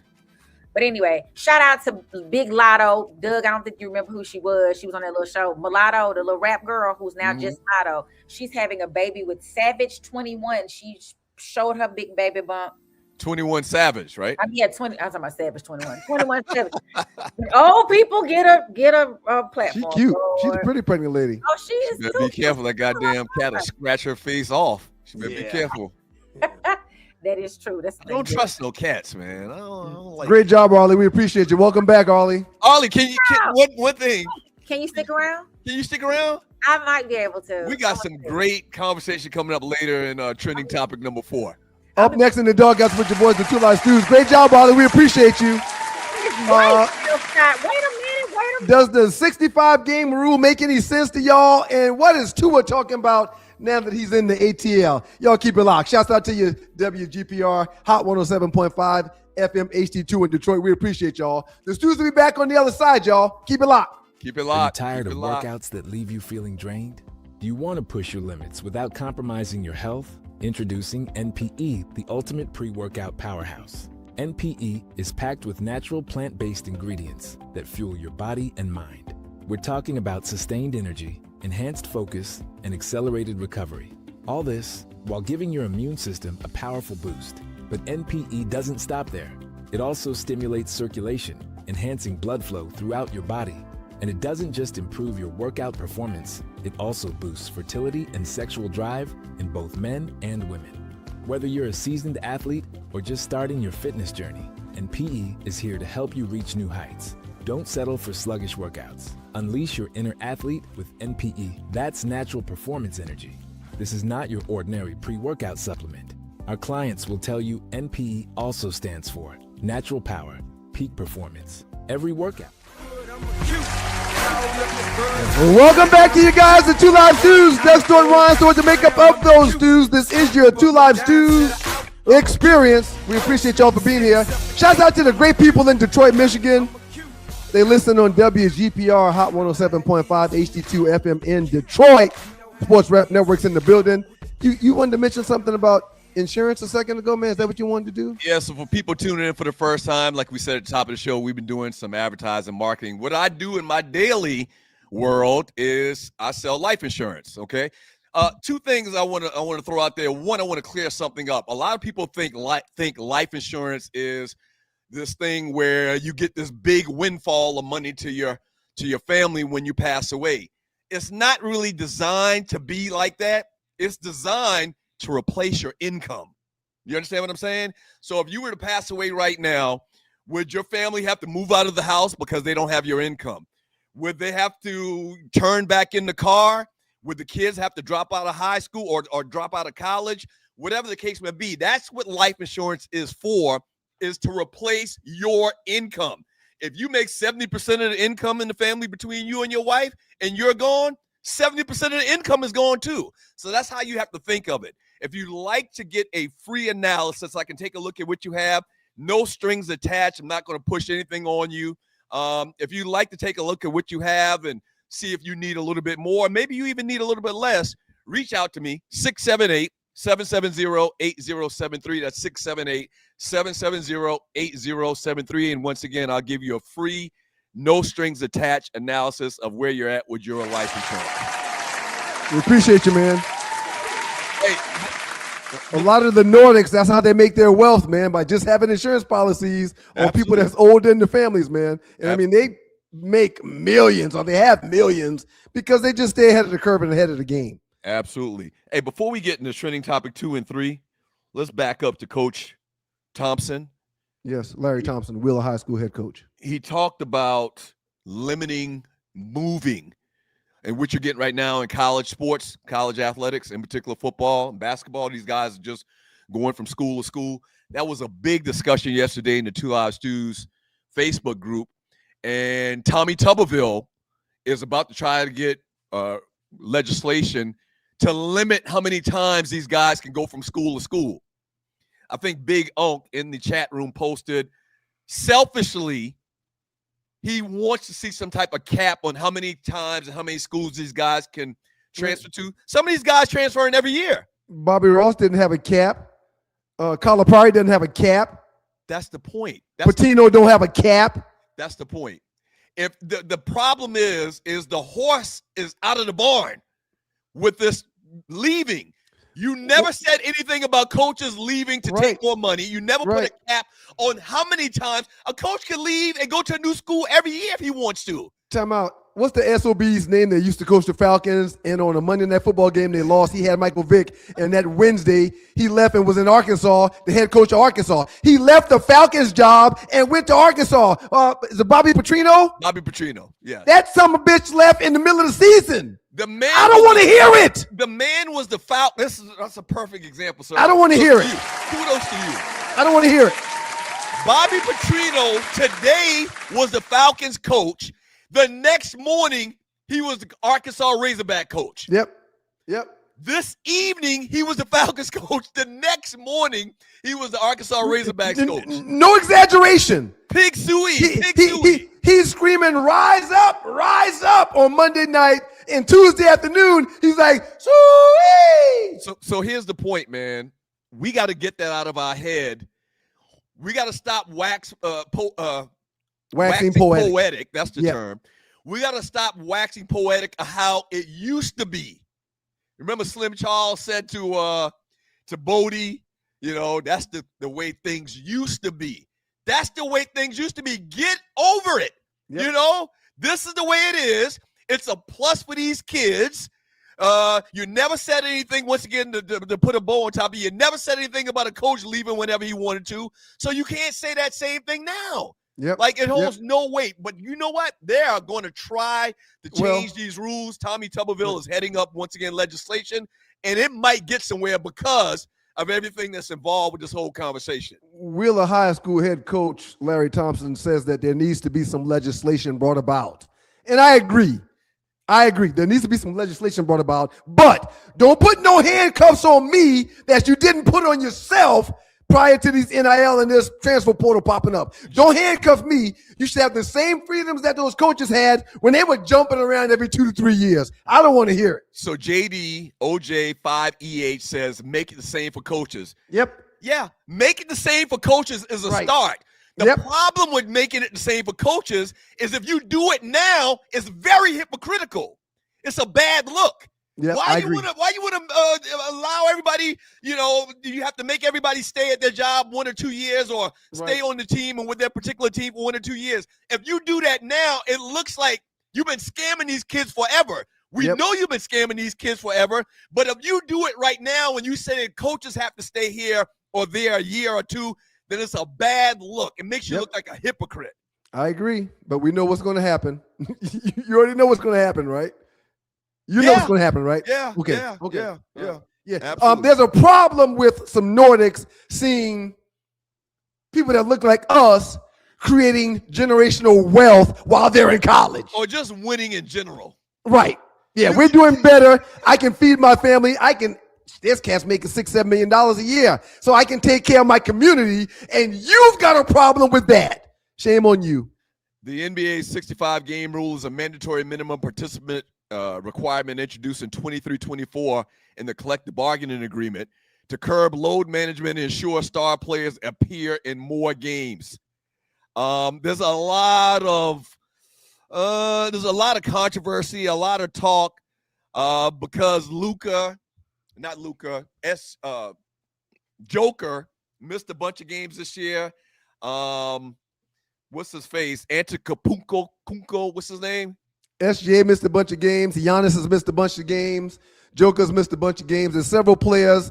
Tatum has missed a bunch of games. There's several players that have been down in the past season. And now, because some of these guys that probably are some of the best players in the NBA, some of the best players in basketball, won't be eligible to win the MVP or be part of like first team NBAs, etc. The players are speaking out against it. Yeah.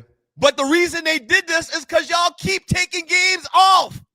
Yeah, y'all keep calling out sick when you got to go to work. That's why they're doing it. That's why they came up with this rule. What say you, sir? And now you're a guy that always tries to argue for the players. What do you say? You call out sick on your job. I'll just say this and I'll leave it because I know you're just going to go crazy. It's not the same thing. No, it is. A corporate America job where you're working for yourself. Hold on. You're wrong. Okay, well, go ahead. I'm not going to even get my point out. Right, you're wrong. Because how I pay my family is my job. How you pay your family is your job. If you're a governor, if you're a senator, if you're a politician, that's your job. If you own a team, that's your job. If you're a head coach, that's your job. If you're a guidance counselor, that's your job. Everybody get days off from their job. So for you to want to put a cap on athletes or coaches that shouldn't miss work, which is their job, I don't agree with that. So what you're talking about, individual people compared to sports players, athletes, and teams that all really sports is they're in partnership together. Like it's their job. It pays their bills. It's their job. Hold on. Listen to me. Calm down. Right. If the entire Sacramento Kings players call out and say they can't play, right. If they're playing the Lakers can't do the job by themselves. They're in a partnership. Right.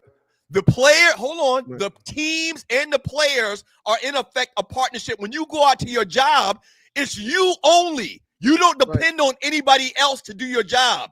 Right. If the players on this team don't have the players from the other team showing up, they can't play the game. Right. It's very different. It's not the same thing. It is the same thing. My wife is in administration. She's a principal. She's the head of school for the lower school and the intermediate school at Brookstone. And there's days where she calls me and she's like, you can't call me or text me today because I'm going to be teaching a class. We've got too many teachers that's out. It happens. It happens. It happens. So based upon what you just said, what do principals do when they got 7 teachers that call out? Yeah, but the principals aren't playing against another team that doesn't show up. But they still need people to work, and they aren't there because they're sick. It's the same thing. It's absolutely not the same thing. Do you understand did you listen to the reasoning I just gave on why it's not the same? I heard what you said. Right. Yeah, if a sports team, if an entire sports team, an entire basketball team, the entire roster calls out today, they can't play the game. So what happens if the entire teaching staff at my wife's school calls out sick? What do they do? What do you mean? I don't understand. That's not comparable to the point I'm making. They're not playing. The entire school is not going to call out. And if the entire team is not calling out either. You've never seen that. Okay. That's never happened before, Doug. So hypothetically, you can see your point, but you can't see mine. It's the same thing. JP's the principal, it's her job. The teachers are teachers, it's their job. Head coaches are coaches, they're head coaches, it's their job. Players are players, it's their job. So listen to what I'm saying. Last point, and we can move on from this because clearly I don't think you. And I do want to, there's a text I need to read, but you go ahead, please. A NBA team cannot do their job if they don't have anyone to play against. It's very simple. That's never happened before, Doug, so stop it. That's never happened. No, but in the example on why they need each other and why a sports league depends on each other to do their job. That's all I'm saying. Right. Right. I don't understand. That's if a team doesn't have anyone to play because everybody called out, they can't play the game. Hey, Doug, that's a hypothetical that's full of bullshit because it's never happened before. There's no team in any sport that hasn't been able to perform because they don't have players. Everyone never calls out at anybody's job. It doesn't happen like that. Do you agree? Do you agree that the players are the product? There's no question the players are the product. No question. People paying money to see the product. Yes, I understand. The product of the NBA is the players. Right. Do you agree with that? I agree.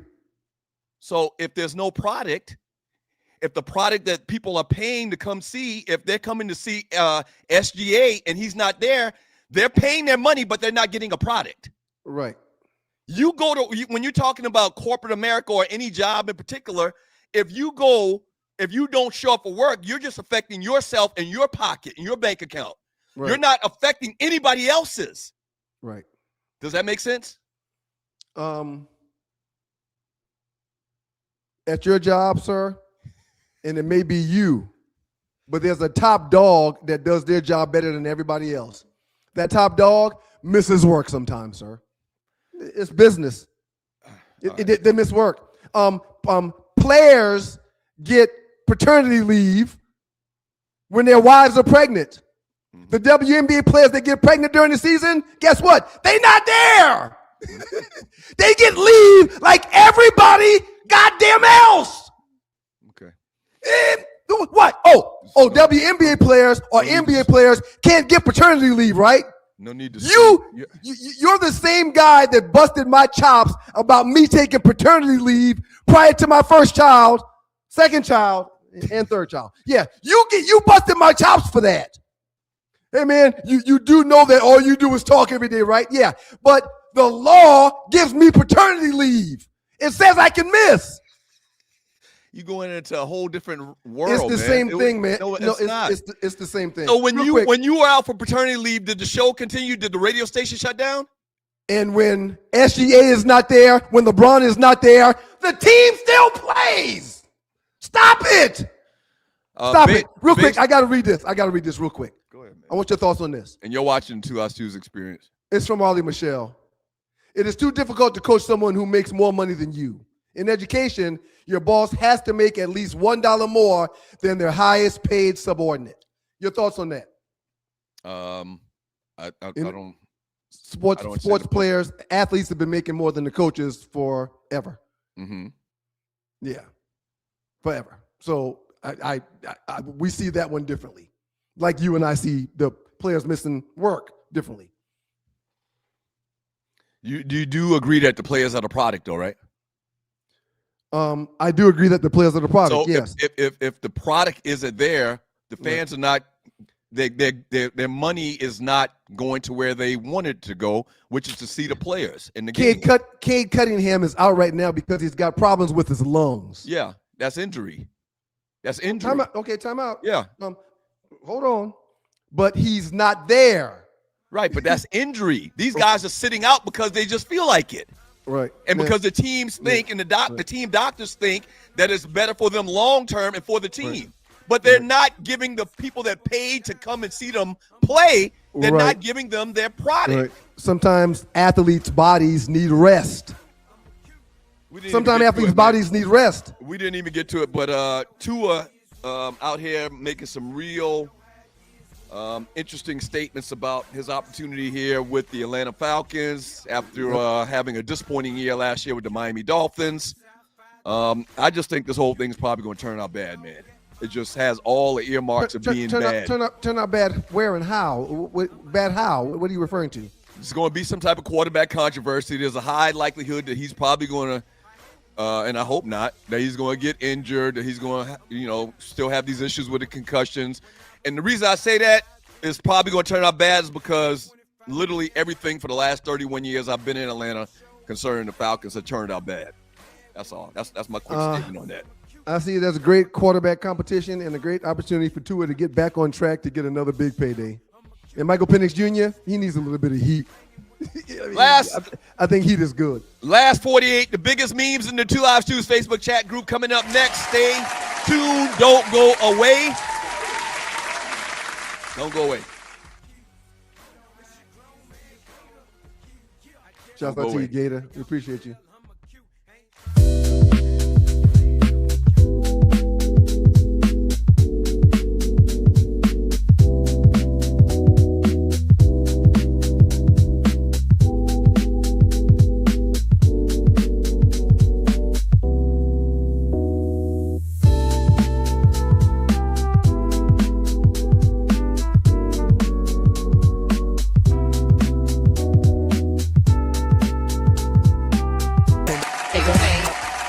Welcome back to you guys, the Two Live Stews. Doug Thornton, Ryan Stewart, the makeup of those stews. This is your Two Live Stews experience. We appreciate y'all for being here. And shouts out to the great people in Detroit, Michigan, WGPR in the building.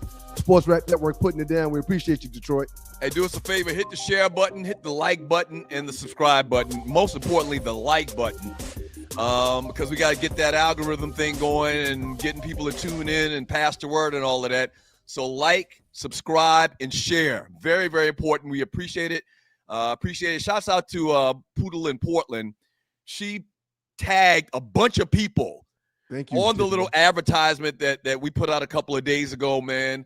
A lot of people in the industry and different producers and production places. And so shouts out Poodle in Portland. Thank you so much. Very, very much. She always ride hard for your boys.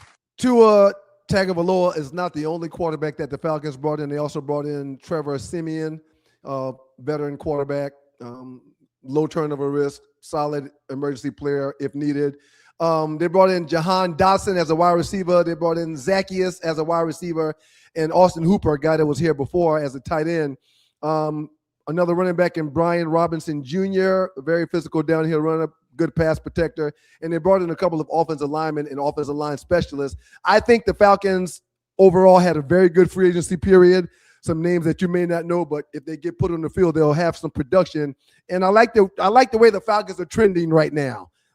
If they stay healthy, this team will be a team that will represent in the NFC South. Oh, they got a bunch of pieces. Oh, yeah. If you're new to the show, we're based in Atlanta, Georgia, if you didn't know it by now. But we got a lot of pieces. The problem is, man, is just we've got possum luck, too, historically. Agreed. I agree. Yeah. I agree. I didn't even mention it today, man. If you're new to the show, if you're old to the show even, and we promote this really, really hard on Thursdays, not so much on Mondays, but if you'd like to donate to the show, you can. Look to the bottom of the chat to the right. There's a dollar symbol, or depending on when you're watching it, there's a dollar symbol or a heart symbol emoji icon. Click on that, and donate whatever you like to the show. Help us keep the lights on. We really, really, really appreciate it. Tree, last 48. Let's get it. Let's go. Quick reminder to spend some time with your guys on 404 Day next Saturday. Not this Saturday, but next Saturday in the ATL parade. And after the parade, we'll be hosting the block party at the Underground. Should be a really good time. From 2:30 to 4:30 is the hosting event at the block party. Should be a really great time. Yep, absolutely. Honored. That's a big honor, man. It's a big honor, sir. Super honor, man. I think we're trying to get Brandon Butler on sometime next week to talk about Butternomics and 404 Day. This is a great meme, sir. Yeah. Go ahead, man. Tear LeBron down. Go ahead. I can't wait to hear how you tear LeBron down today. Go ahead. Go ahead, man. Tree, move the little banner, please. We got to see the bottom. It's important. So this is what I want to say about this, man. How dare these people? Hoop Central. They call themselves a basketball site. Hoop Central is what they call themselves. The Los Angeles Lakers Big Three. They've got Batman as Luka. They've got Austin Reeves as Robin. And look, they got, God damn it, they got LeBron as Alfred. Are you kidding me?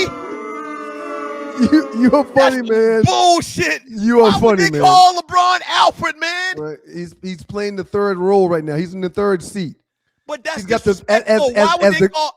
As the great Norm Shrut would say, LeBron's currently sitting at the third mic. The first mic is Luka, the second mic is Reeves, and LeBron has the third mic. What's the difference, Ryan? The first mic has the option to talk first. The second mic talks the second most, and the third mic talks the third most. I thought anybody, and you're watching the 2 Live Studios experience, I thought anybody other than you would say that this is disrespectful. This is so disrespectful. Well, Shout out to the Lakers. If you're new to the show, I'm a Laker fan. Ryan's not a Laker fan. He's a Laker hater, but he's a LeBron lover. Right. Lakers got another big win last night, man. They're playing great basketball in the last 3 weeks. But this is disrespectful. That's all I want to say, man. The Lakers are truly hitting another gear. Multiple guys are contributing, and they're dangerous right now heading into the playoffs with all the veteran leadership that this team has. I don't find this as mind-blowing or disrespectful as you do. LeBron is right now, not only has he grabbed the bull by the horns. He's the greatest player ever in the history of the world, so says you. Man, he's 41. He's 41.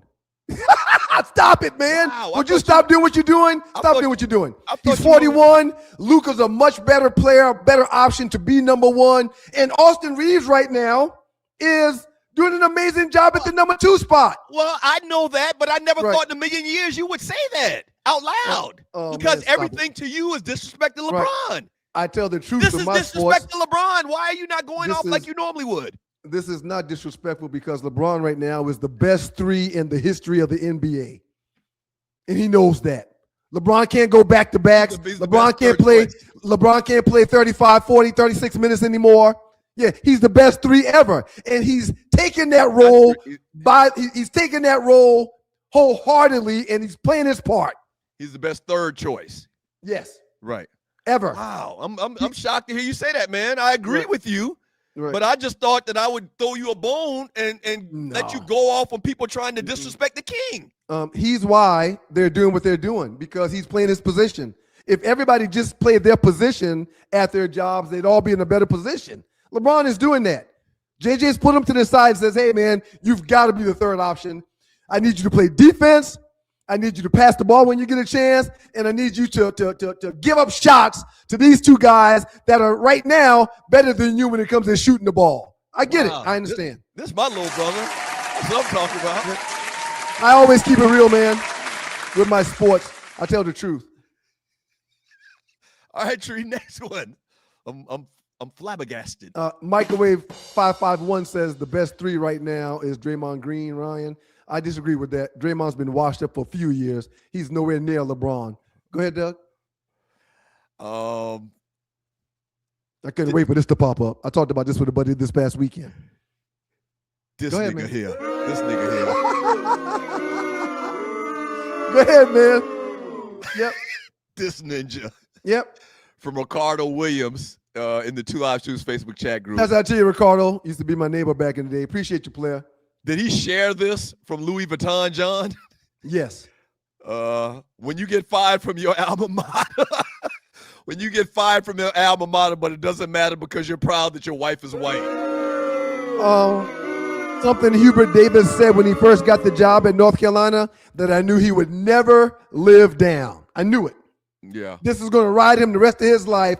He's very happy and proud to have a white wife. So if you don't know the story, when he was introduced, former North Carolina player, played in the NBA several years. When he got introduced as the head coach at the press conference for the Carolina Tar Heels, no one even asked him any question about his wife. Let me get y'all caught up.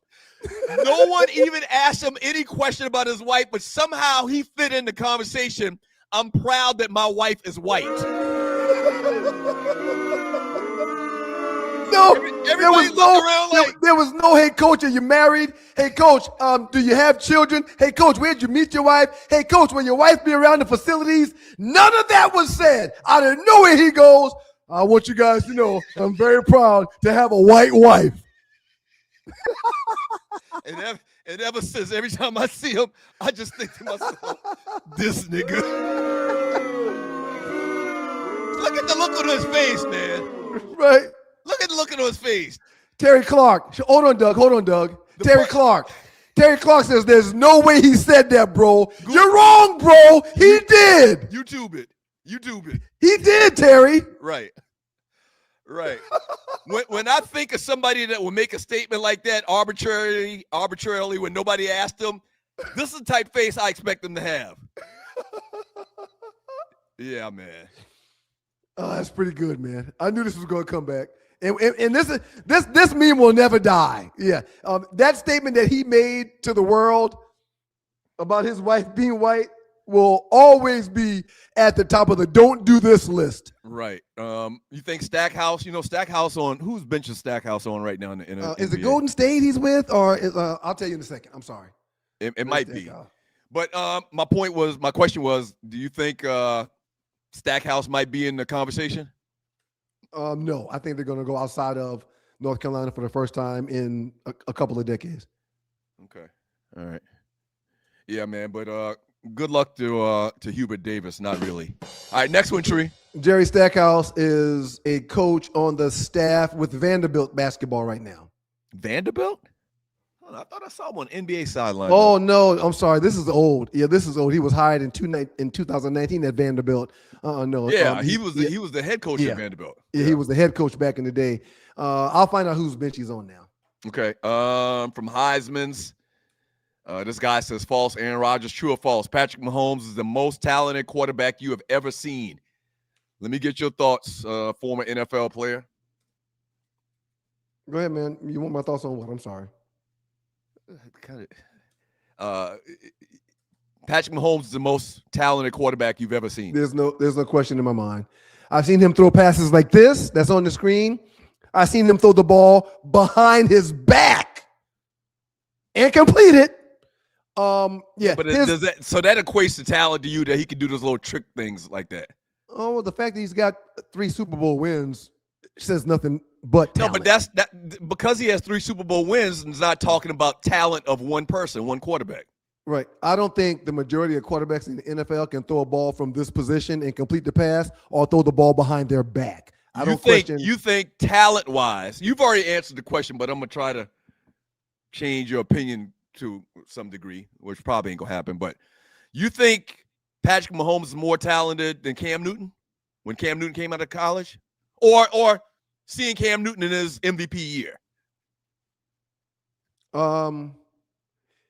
Without a shadow of a doubt, Patrick Mahomes is more talented at the position than Cam Newton. You think he's more talented than Vic was at his height of his career? Patrick Mahomes can't run like those guys is my point. Yeah, but Doug, the quarterback position is more than being a successful runner. Right, but what I'm saying is those guys can do it all. Patrick Mahomes is really a drop back quarterback. He makes cute little throws like this, but talent-wise, who's most talented? Right. I said what I said. Okay. I don't know why you're trying to get me to change it. No, I'm not trying to get you change it. Clearly, you feel differently. Share your thoughts. Who you think's more talented? So if you're talking about the style of quarterback like Patrick Mahomes, No, just talent. This says nothing about style. This says talent. There's nobody that's coming to the NFL talent-wise with as much talent as Cam Newton. And I would put Vic behind him only because he's not Vic. Vic wasn't 6'5", 240 pounds. Right. Running a 4.5, 4.40 like Cam was.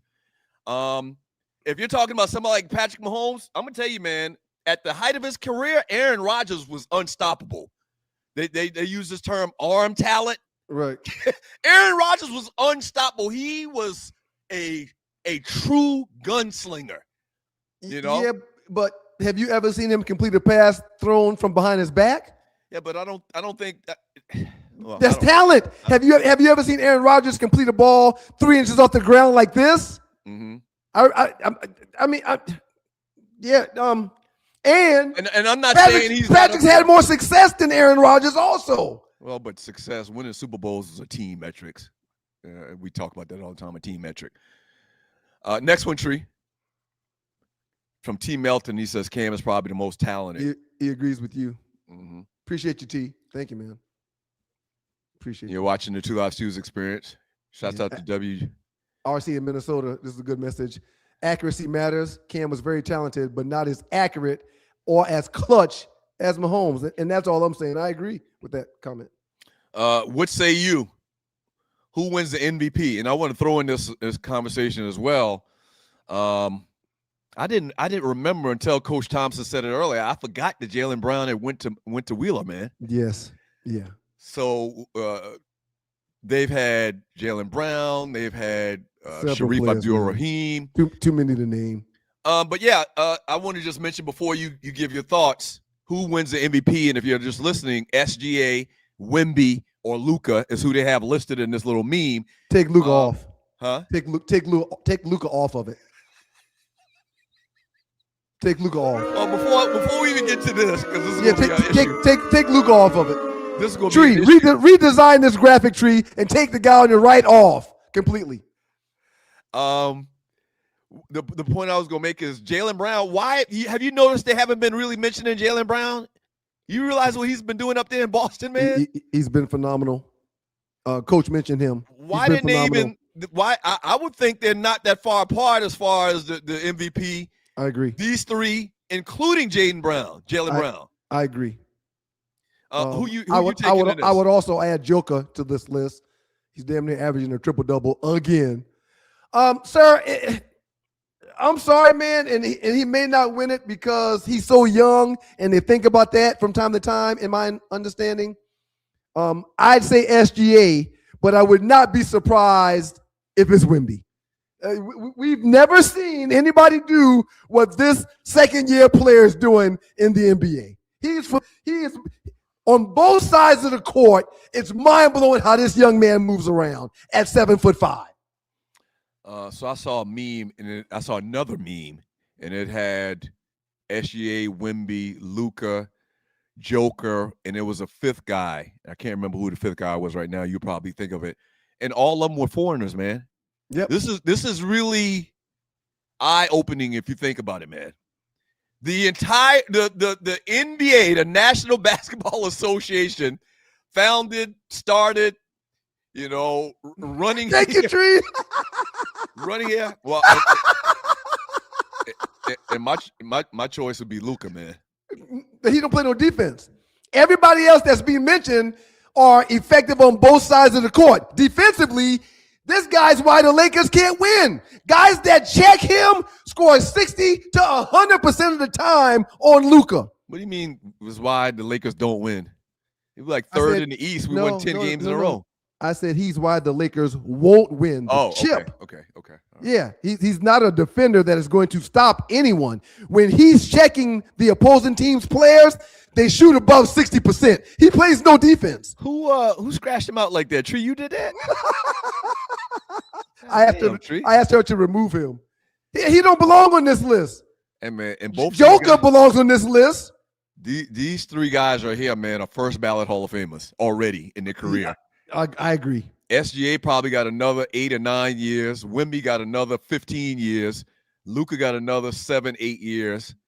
I disagree with that because they make so much money now. Why would they want to continue playing basketball after 12, 13 years? Why would they want to do that? They make so much bread. I mean, I think if you can make more bread, why wouldn't you? Okay. Yeah. That's probably why God hadn't blessed me with that kind of wealth, because I had intentions on shutting it down right after 24, 25 forever, not doing anything else ever again. And he's like, no, you got to keep going, man. You got to keep going. Yeah. All right, we got one more tree. Or was that the last one? I think we got one more. I think we might even have two more. Oh, this is the last one. This is the last one. The most overrated football player in history. We just talked about most talented. And they've got listed here the 10 most overrated football players of all time. Number 10. This list is it's crazy, the names that's on this list. It's mind-blowing. They've got Marvin Harrison on here for some reason. Oh my gosh, are you kidding me? They've got Vic on here. Are you kidding me? A lot of people think Vic is overrated. Are you kidding me? I disagree. Number 8, they've got Frank Gore. I agree with that. He's not even rated high though. Well, he's only one of the best running backs that's ever played in the National Football League. No, he's accomplished. He's achieved a lot of stats, but Frank Gore would not be in your top 10 running backs of all time. If you named your top 10 running backs of all time, you would not name Frank Gore. But he's got. But what I'm saying is, I don't think people give him credit to being highly rated. Okay. You see what I'm saying? I agree with Johnny Manziel. It's hard to say Terry Bradshaw, and they won 4 titles with him at quarterback. Bo Jackson's on this list. I don't even want to talk about this list anymore. I don't even want to talk about this. They've got Troy Aikman. I disagree. Troy Aikman was a real good quarterback. Stop it. Man got 3 Super Bowls. Well, I think they're saying that when people say Troy Aikman's overrated, they're giving more credit to Emmett and to Michael Irvin and to the offensive line. Yeah, man, stop it. Stop it. And they've got Odell Beckham at number 3, Joe Namath at number 2. The Cowboys had a great offensive line with Tony Romo, too. He didn't win no titles. Go ahead, man. Joe Namath number 2 and Eli Manning number 1. I absolutely, anybody that listens to this show and listen to us over the last 25 years, I absolutely agree with number 1. The most I don't think he should be a Hall of Famer. I don't think that he was that big of a contributor to the Super Bowl wins. Eli Manning is vastly overrated, but he's probably going to be a Hall of Famer because of his Bubba and him Pappy. Trash. This list is trash. Odell Beckham is overrated. I think people say Bo Jackson because we talk about Bo like he's some type of mythical Greek god figure. He was. He didn't play that long because of injury. But anybody that watched Bo Jackson knows he's not overrated. He's exactly what we think. He was an animal. He was a beast. And why would Marvin Harrison be on this list, man? Well, because he was soft-spoken. He didn't if he would have done Terrell Owens antics every week, he would have never been on this list. What's that got to do with ball? What's that got to do with ball? He's one of the best to ever do it at that position, man. He's like top 2 or 3 in all-time yardage. No question. Yeah. And touchdowns. Just very soft-spoken. We didn't hear a lot from him in this world, this day and time of wide receivers, being headlines for the things they say and do and doing sit-ups in their driveway and their parking lot, things like that. Yeah. And he'll shoot you. T.O. And he'll shoot you. He'll shoot you, allegedly. Anyway. He will shoot you. Allegedly, he has shot people. Look at what time it is, man. We got to get out of here. Outstanding last 48, man. This is great. Okay. Shouts out to you, Detroit. WGPR Hot 107.5 HD2 in Detroit. We appreciate y'all for being here. If you want to catch the rest of the show, we got a 2-minute trespass coming up. If you want to catch the rest of the show, make sure you log on to YouTube or to the Sports Rap Network app where you can get all of our programming. We appreciate you, Rashad. Everybody out there in Detroit. Y'all mean the world to us. I'm sorry, y'all. I'm trying to email people and doing work. I apologize. You working, Tree. Thank you. All right, when we get back from the break from this trespass, New Orleans-based trespass, I believe, we're going to get into the chat messages, read all your chat. Also, we got trending topic number 4 to get into as well. Watch this. Manziel on this list is stupid too. No one says he was any good in the NFL. Nah, Bat Mike. No, I agree with what he's saying. That's the point I was making about Gore. Or, yeah, that was the point I was making. No one says he was good to that level. We don't have time to argue. We appreciate you, WGPR. No one thinks Johnny Manziel is good. He's not that good, or we don't think of him to be that good to overrate him. Thank you for sticking around, Ollie. We'll get you out of here real soon, Ollie. We appreciate You understand the point I'm making? I do understand the point you're making, and I tend to agree. But I disagree with Frank Gore being on that list. Yeah, I disagree with that.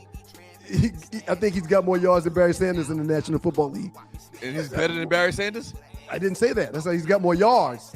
And the output has to matter. What you've done has to matter. Okay, so when we come back from the break, I'll have written down 10 running backs that I take before before Frank Gore, and I want to see if you agree or not. You ain't got to do that, man. You would agree, right? You ain't got to that do point, that. right? You ain't got to do that. You would agree to that point, right? Frank Gore's a great man. Headphones.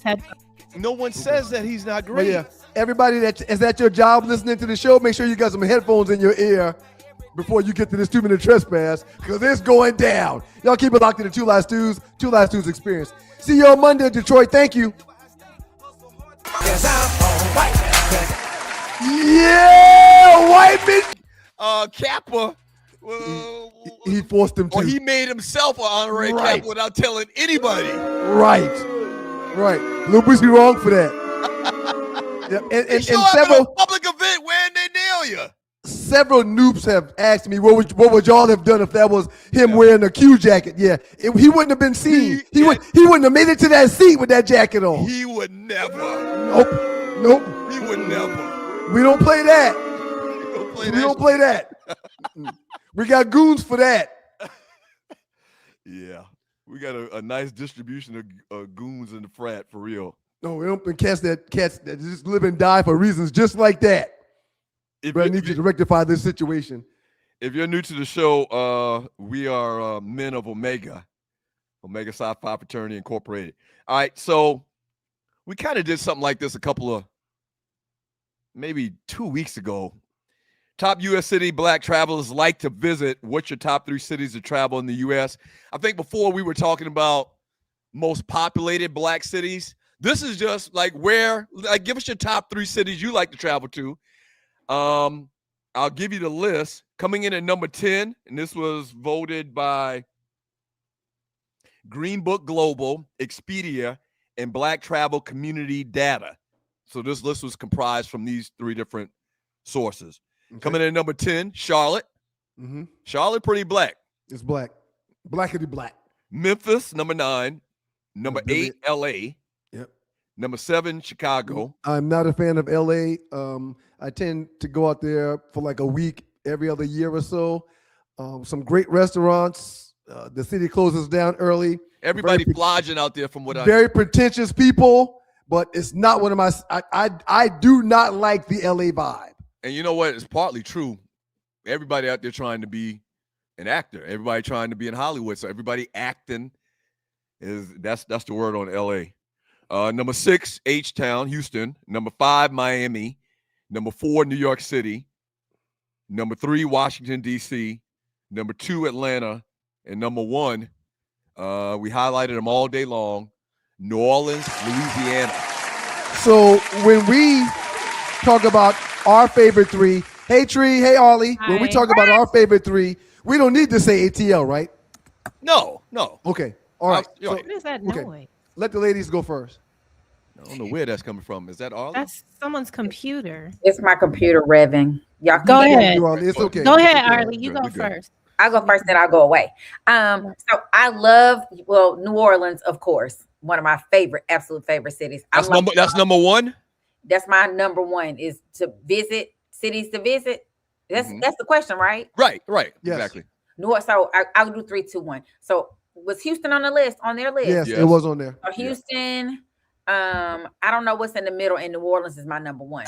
Come up with something in the middle. I've never been to Detroit. I don't like Cali.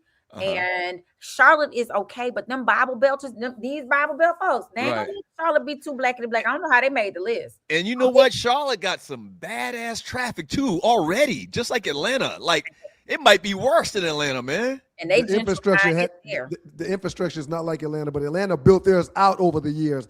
Charlotte is still growing, so they'll eventually have more infrastructure to facilitate and move the people around that's there. But yeah, it's a nightmare right now if you're in Charlotte. Okay, Dallas wasn't on the list.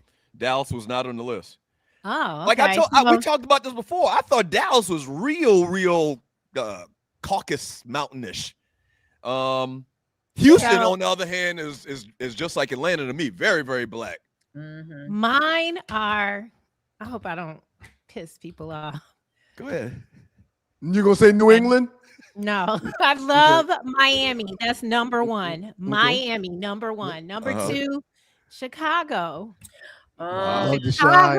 I love the Shy. That's a good one. That's a good one. That's a good one. And then New Orleans. We're not putting Atlanta in, so New Orleans. You like New Orleans number one? Yeah. Right. I mean, I didn't know if Detroit people would be like, bitch, but those are mine. Miami, Chicago, New Orleans, in that order.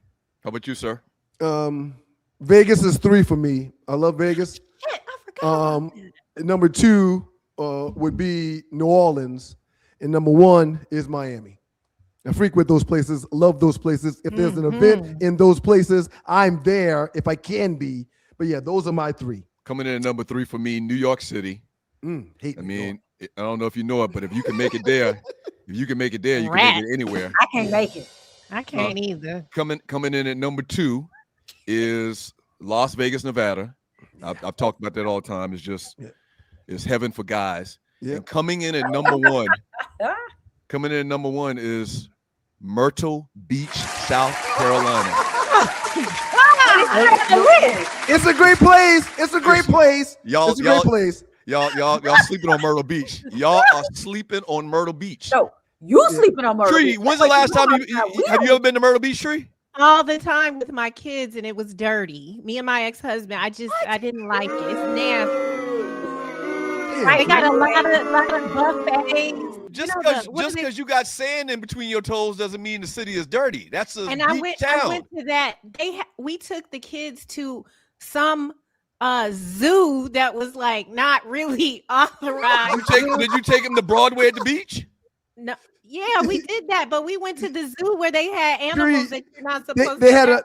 They had a big bobcat zoo. Like a cheetah. That's called a petting zoo. They didn't have their license, maybe, but the kids wanted to see the animals.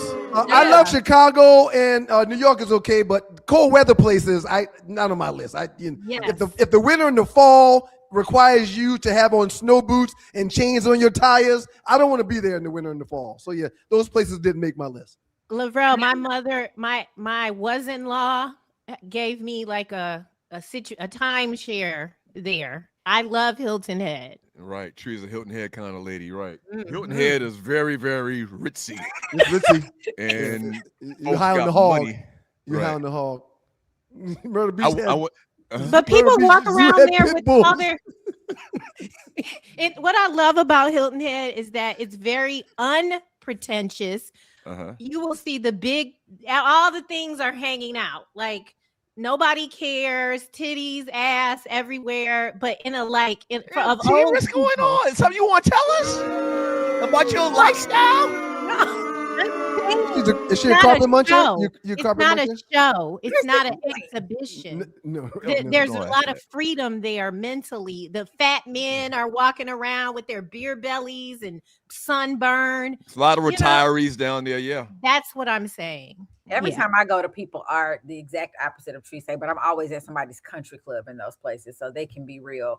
And I would say these couples, you can tell once they get a couple of drinks in them in them cash bar. I mean those all you can drink, whatever, at the wedding at these country clubs, baby, they all be hunching on each other, the man going to the room together. Them people doing something down to the boardwalk underneath. Well, when they go someplace together like that, they're going to do drugs that they just can't do in front of y'all.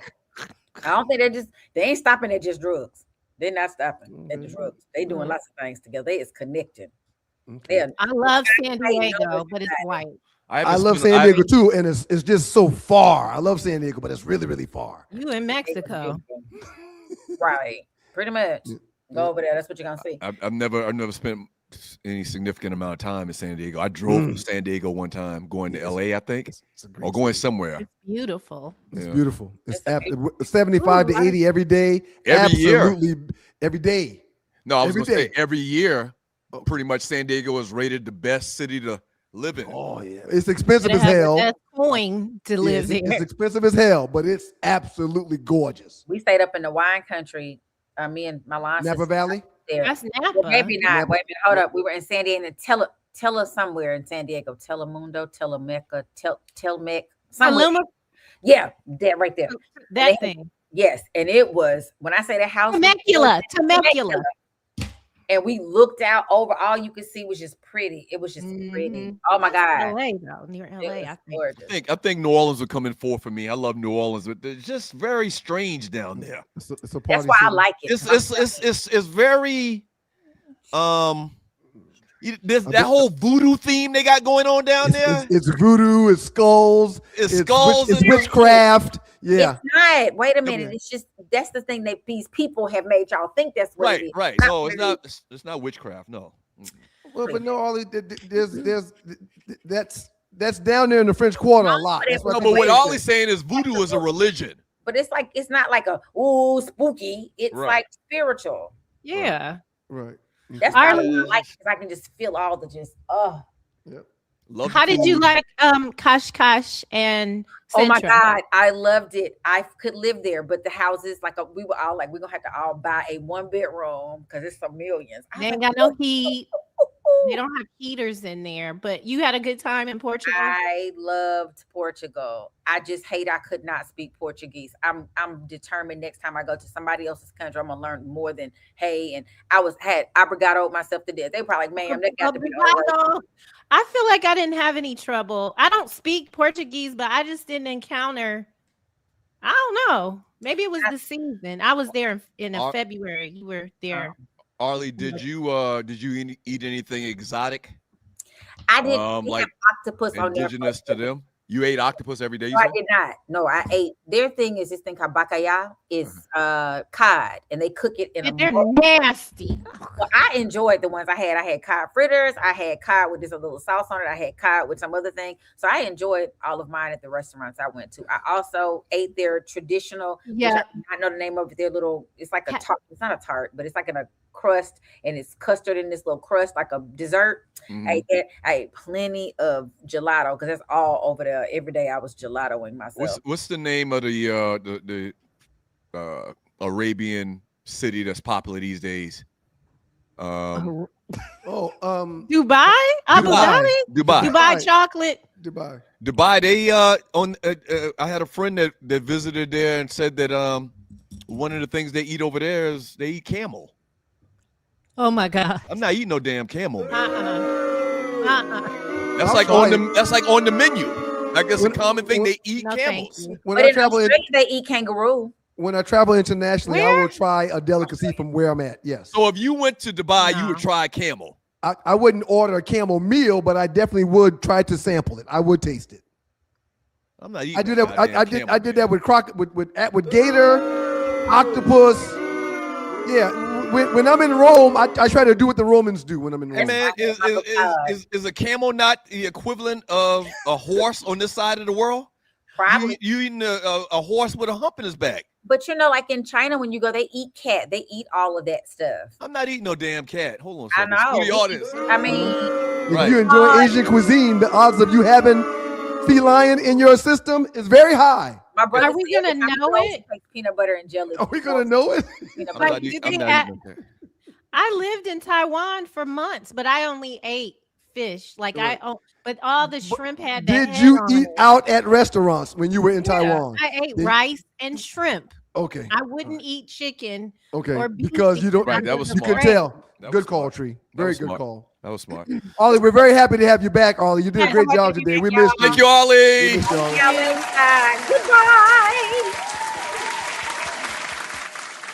Mr. All right, Hollywood. let's knock the. Yes, we did. Let's get into these chat messages. Okay, Till Dog. Good morning, Stews, Tree, Arlie, and dogs and poodles.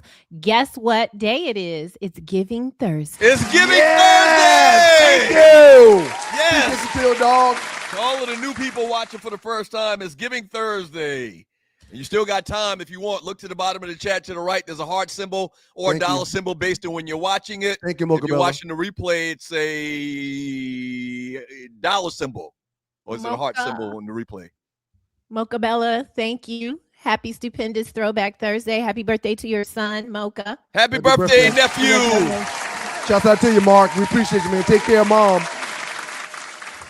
Good morning, you, Sean. Sean Mims. Thank Sean, you I so know they much don't for like you, being Sean, here. but I appreciate you for being here, Sean. Thank you very much. Even though you're a government informant, thank you, Sean. Thank you, Sean.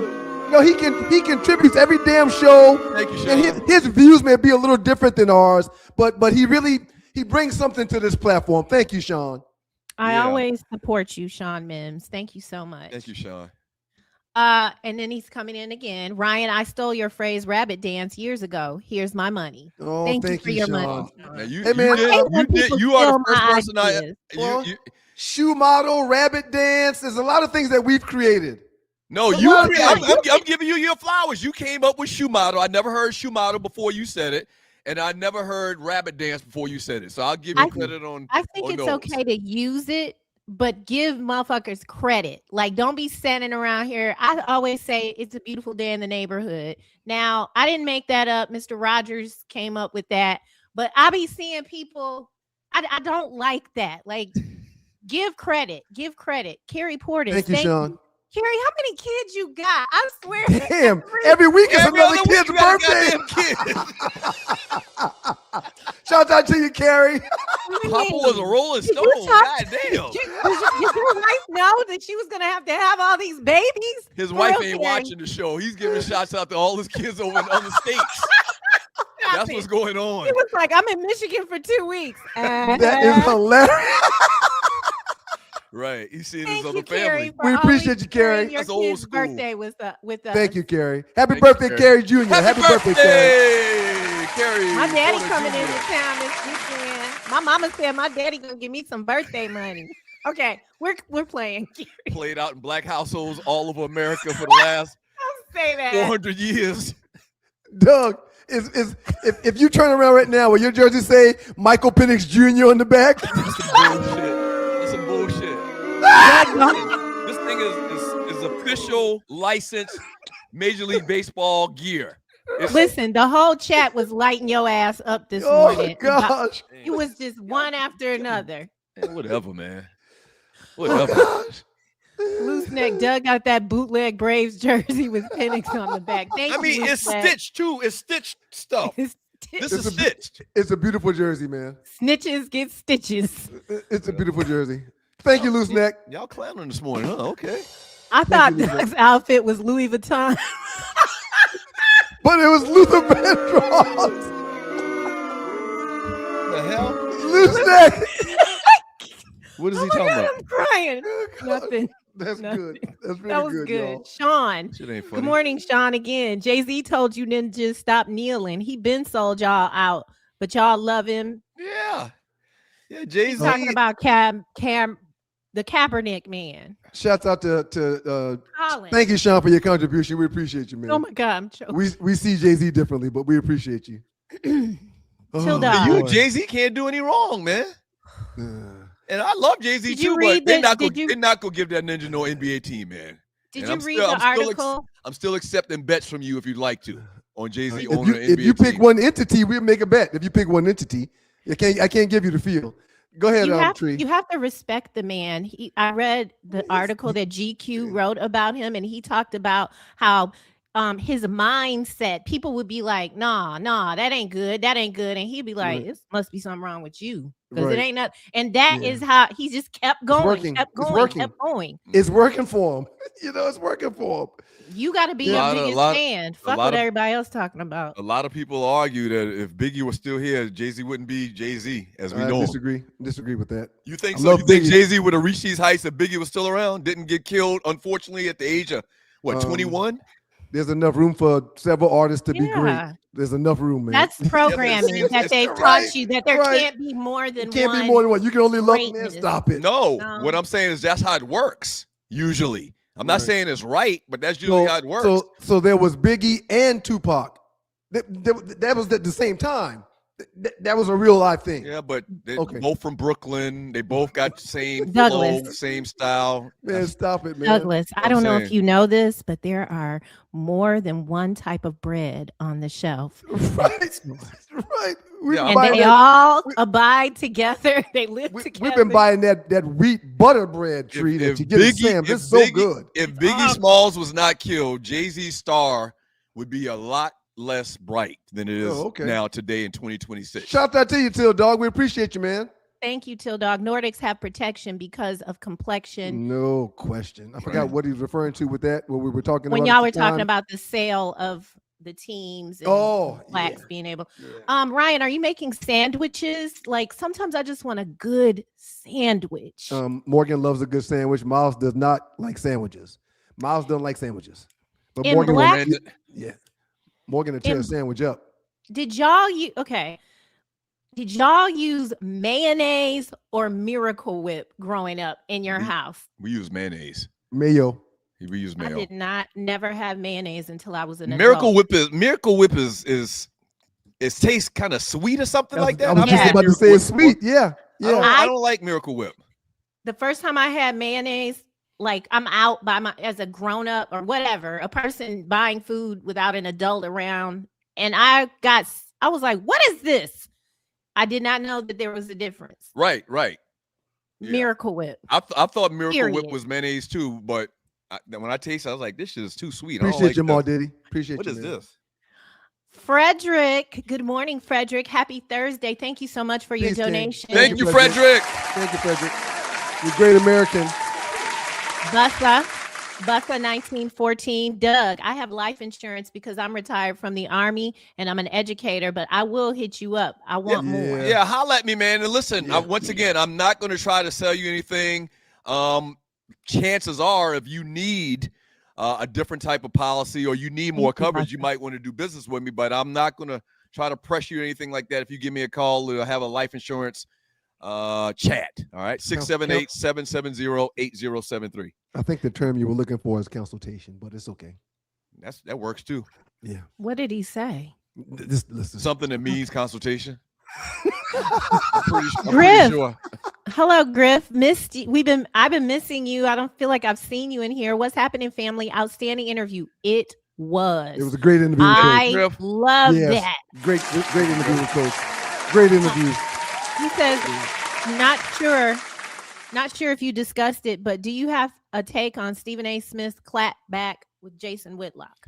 Somebody, two or three different people sent that to me, but I don't entertain anything with the fat bastard on it, so I don't know what the story is. That's what I was just about to say. Yeah. Anything with Jason Whitlock's picture on, I don't give it the time of the day. I don't click on anything because to me, when you click on it, you're promoting it. That's right. And so I refuse getting the number off to click you. on anything Jason Whitlock. All right. Thank you, Marvin Charles. Thank you, Marvin. Thank you, Marvin. I guess he had to leave. Sean, for over 15 years, y'all keep claiming it's the Falcons year. Fly, Eagles, That's fly. not true. Two-chip. Howie is the best. Falcons 0 and never 28-3. Damn, was that necessary, bro? Wow. Not us, Sean. And Sean, for the record, Sean, Falcons fans really hate that 28-3 conversation, so don't do that on the platform. And secondly, we're Raiders fans. So no, I'm a Falcons fan. fan. Yeah, but you hadn't been saying they're going to the Super Bowl every year. That's not true. No, I've never said that. No. And the Eagles, and conversely, the Eagles, they do compete for championships every other year. I don't know, Sean, but we appreciate the love. Papa Carey Portis. I remember that press conference. I'm like, what? I don't care what color your wife is. You better win some games. And he's going in 5 years. Yeah. Thank you for your donation. Mr. Unloved Fours. Good morning, Stu. Shout out to Ryan. Got his shirt yesterday. Aw. He said it's fire. Got it. Oh, man, I'm so happy you got it. Mr. Unloved. Hey, man. Timing is everything. and you just hit me at the right time as I was cleaning out a closet downstairs, and I found that shirt, and it's a little too big for me now because I've lost a lot of weight. Timing's everything, man, and you just hit me up at the right time. Bless you and enjoy the shirt, sir. What's happening over here? Speaking of shirts and taking clothes off. What are you talking about? They can't tie it. You think I can't see you? See what? We can see you. See what? See what? All right. Well, Mr. In Love had a question. What y'all think about Kenny the Jets? Damn, studio audience. Wasn't that funny? What do y'all think about Kenny the Jet Smith coaching UNC? Just a crazy idea, laugh aloud. I think Kenny could be a good coach. I've listened to him on the TNT and ESPN for quite some time. He knows basketball. He knows X's and O's. And he's big in the world of AAU basketball all around the country. His name is known. I don't think Carolina is going to hurt that man's feelings. I don't think Carolina is going to go back into the Carolina bag for their next coach. But I do think if they did, Kenny would be a good hire. Y'all heard, but he hadn't been coaching though. He has not. That's why I said Stackhouse earlier, because Stackhouse is coaching. Right. He used to be his brothers. Thank you, Sean. Thank you, Sean. In my You're neighborhood. digging deep today. We appreciate it, Sean. He says, "Stop it, Stu. Y'all let Shaq and Ricky Smiley wear and claim y'all frat. Malcolm Jenkins always did the hooks on the field. Shaq didn't get in the other. I was about to say, what are you talking about? This is why I think you're a government plant. Ricky Smiley and Shaq accused. And so is Malcolm Jenkins. What are you talking about? They're the bros. They're not. Lil Boosie is not Greek. He didn't go to college. What are you, Sean? Right. Are you in a frat? No offense to somebody not going to college. God Thank you, damn. Sean. Thank you, Sean. What are They you doing? took his clothes. I mean, I just had to verify to y'all goddamn haters. This is official licensed apparel from Major League Baseball. But why does the back have Jorge on it? That's bullshit. Go ahead, Tree. And why didn't you show the back? Like you showed. I did show it. I showed the symbol, the Major League Baseball symbol. Oh, okay. There's nothing on the back. Tonio Ladson. Tree, you will love Folly Beach and lounging on Mosquito Beach while dining on Shark Steak and Texas Pete. Hey, man, Can't wait. Quick story. What? We're So going Tonio's somewhere. our homeboy. He's from James Island, South Carolina. Keeps doing this. She said, man. wait, we going somewhere? A lot of talking. Listen, man. I'll see you there. 1986, my junior year. We went to James Island, man, and they almost had to cancel a game because of those sand gnats. It's bad. Oh, no, you're not taking me there. Oh my it's bad. gosh. Yeah. Like they Thank almost you. had to cancel a game. Well, like you literally getting bit every second of the. You can buy citronella bands now that will help. You can buy citronella candles that will help. Back in the day, we didn't have access to those kind of things. Not and off just didn't work at Mosquito Beach. Okay. It just didn't work in James Island. It didn't It work. Work in Detroit. Tonio, do I look like mosquitoes? No, honey. Protector and provider. Well, no, These now are the criteria. he's probably going to have you at a beach house where there's a screened-in porch. So he going to do it big for you, Tree. He going to do it big. But yeah, Protector and provider. Yeah.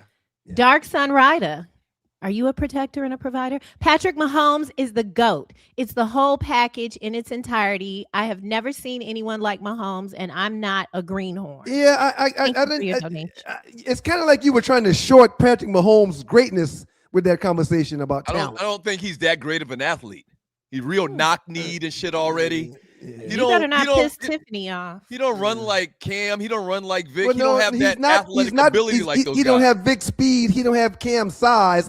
He's moved the chains Or with his speed. legs countless times. Yeah. He moves the chains with his legs. But passing wise, he's one of the best to ever do it. Right. I agree with that. Don't upset these people. Rel Scott, thank you for your donation. Thank you, David Rel. Justice jersey is one of This is a Justice jersey, exactly. This is a David Justice jersey. They just didn't put the number and the name on the back. Your David Justice jersey I doesn't love have him. Dave on it. It says Dame. Your jersey says Dame on the back. Like, Whatever. God Encyclopedia damn. Brown. Last time I wear my throwbacks on this show, you SOBs. Well, not you. appreciate your because we got Encyclopedia Brown. Our mothers. In what world? Oh, sorry. No, Tree, you're right. Please Go read. ahead, go ahead, Please. go ahead, Tree. In what Please. world is Marvin Harrison overrated? Are y'all kidding me? That's crazy. Marvin Harrison was on that list. Thank you. Inside I'm almost mad we showed that list. That was disrespectful. But you know what? This is the things that we have to fight in this business. The forces of evil. Whoever made that meme is fighting for the forces of evil. Oh, okay. They're on All the right. evil side You're of right. sports You're talk right. and guy talk and barbershop talk. You're right. There's some chat missing. It's like it's gone. I don't see it, but okay. You knew That's there was crazy. more? Well, there's one in particular. It's not All the showing super up. chatters, we appreciate you, super chatters. Thank you very much for being here. Lavrel, good morning. Hello. How have you been, Thank sir? you, Lavrel. Good Thank to you, Lavrel. see you, brother. Thank you for your donation. Thank you for the donation. Listen, the World Changers is a brand that encompasses 3 distinct platforms, each with a unique focus, but sharing the common goal of creating positive change for individuals and community. 919-764-4626. Get ready to get a pen and write this down. 919-764-4626. You can schedule a consultation with Lavrel at that phone number, 919-764-4626. Get your chips up. Learn how to manage your money. Get some ideas when it comes to investing and thoughts on how you can make your, what do they call it? Your nest egg bigger. Holler at our guy, Lavrel, World Changers, 919-764-4626. We appreciate you, Lavrel. Thank you, bro. I don't know why this chat disappeared, but I just went on ahead and did my own thing so we can give him the credit. Where's I don't his, see where's it his on theme here. music? Where's his theme music? I'm trying to do 50 things. Okay. I'm coming with it. I had to make it because I can't see his chat. I saw it, but I didn't see it anymore. Brother Man in the building! Yes! Shout out to you, Thank Brother Man. Brother Man. Thank you. I don't know why it disappeared. It's very weird. What up, though, Doug, Ryan, Arlie, and Tree? Happy Thursday, fam. Doug, it's not out of the realm of possibility that Hove could get an investment group together to get an NBA team, especially with what his name can bring to the NBA. Plus, B, have a wonderful weekend, family. Yeah, Thank you, yeah. Brother Man. Plus Bay. That's all. It's B, Beyonce. It's not Bay. Beyonce. Yes. They don't call her Bay? It's not the Bay Hive, it's the Beehive. But anyway, shout out to you, Brother Man. We appreciate you, man. Correct me, nigga. Thank you, Brother Man. Did I not have second grade English? That It Y is is spelled- pronounced is pronounced Y. Okay, go ahead. You are correct. However, sometimes you can It's be not the right. Bay and then- Hive. It's not the just Bay Hive. not. It's the Beehive. It's not the Bay Hive. You just love to debate. It just, You- it's I do it's love weird. Have you ever heard anyone call her Beyonce? It's weird. It's Come weird. on. It's Come weird, on, Tree. Douglas. Yeah. You, Yeah. I Thank you, think Brother Man. We appreciate you, King. Thank you. Hey, thank you, brother man. Once Oh, again, Loose if neck. Ryan, if Ryan really believed what he was saying, he would make a wager, but he won't do Right. that because he really knows in the heart of his hearts that they're not gonna give Jay-Z no goddamn basketball team. I was like, Man, shut up. Carrie Portis is our Nick Cannon. We're- Shouts out we're- to you, Loose Neck. Terry, I'm sorry that this has happened. Please, no slander here, no libel Papa here. was a rolling stone. You don't have Doom, doom, doom. But you do have a Wherever lot he of laid his kids. hat. Every other week, he's shouting out one of his kids' birthdays. We appreciate it. I mean, damn, it must be. Never mind. I'm not eating no goddamn cat. Shit. The paella in eating it? Brazil. The paella in Brazil is phenomenal. What is paella again? It's like a seafood mix. with It's pasta rice and It's- it's rice. Okay. and pasta, I rice. thought you were gonna say it was cat. mussels and mussels, You've crab. never, Squid. you've never Squid. purposely eaten cat, have you? No, not purposely, but I'm positive I've had it before. Why? Why would Because you I say eat Asian cuisine often, and I'm almost that? certain You that that's believe what that? they You do. believe that Racist. urban legend about them serving us cat over here? remember You do know- Stanley's Yeah. in Detroit? Man, Right. if I remember the, It was Stanley's on the in Detroit. news. If- It was if- on the news. if the Department of Health rolls in there and finds out they're serving cat, they're gonna shut the business down right then. They can't risk that. I agree. I understand. Who in this chat from Detroit remembers the scandal at Stanley's? What happened to Stanley's tree? They found him in the refrigerator, son. Wait, I don't understand. What does that have to do with cat? That's They what was found found. Sir. animals in the refrigerator freezing. That's what was found. Wow. Like Yeah. like Eyewitness Channel 2, Right. WXYZ Channel Put the camera 7, on it. Right. WDIV Detroit Channel 4. Damn. You remember your station's call letters. That's great. I Right. was listen, What's I the- was supposed to be in this motherfucker because I loved news and commercials and yeah, it was great. Jay's hold on, Tree, 1 second. What's the call letters for the radio station or the TV stations in No, Charleston? no idea, man.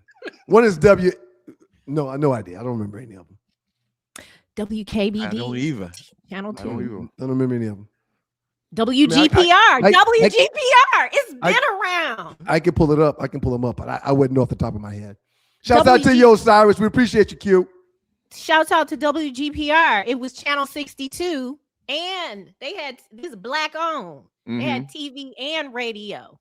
I'm trying to build that Wow. thing. Appreciate Channel you, Osiris. 50. Okay, let me stop. Yeah. Osiris, thank you. Jay-Z won't get an NFL team. Most so-called black billionaires have white partners behind them. They didn't just earn their way in. They were chosen. Google it. The NFL will be no different.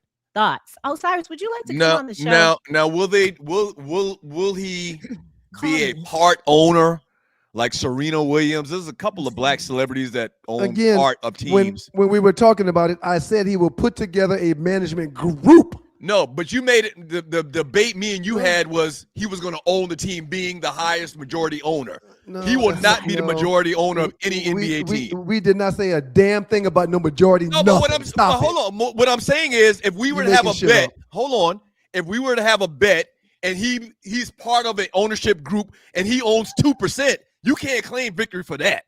That's my point, sir. If he's an owner, I got it. But we didn't make the bet, so it doesn't matter. We didn't make the bet. But I said that. I said he could put together a group like everyone else does. Magic Johnson. I mentioned that. Yeah, you heard me say that. And I disagree with you and Osiris.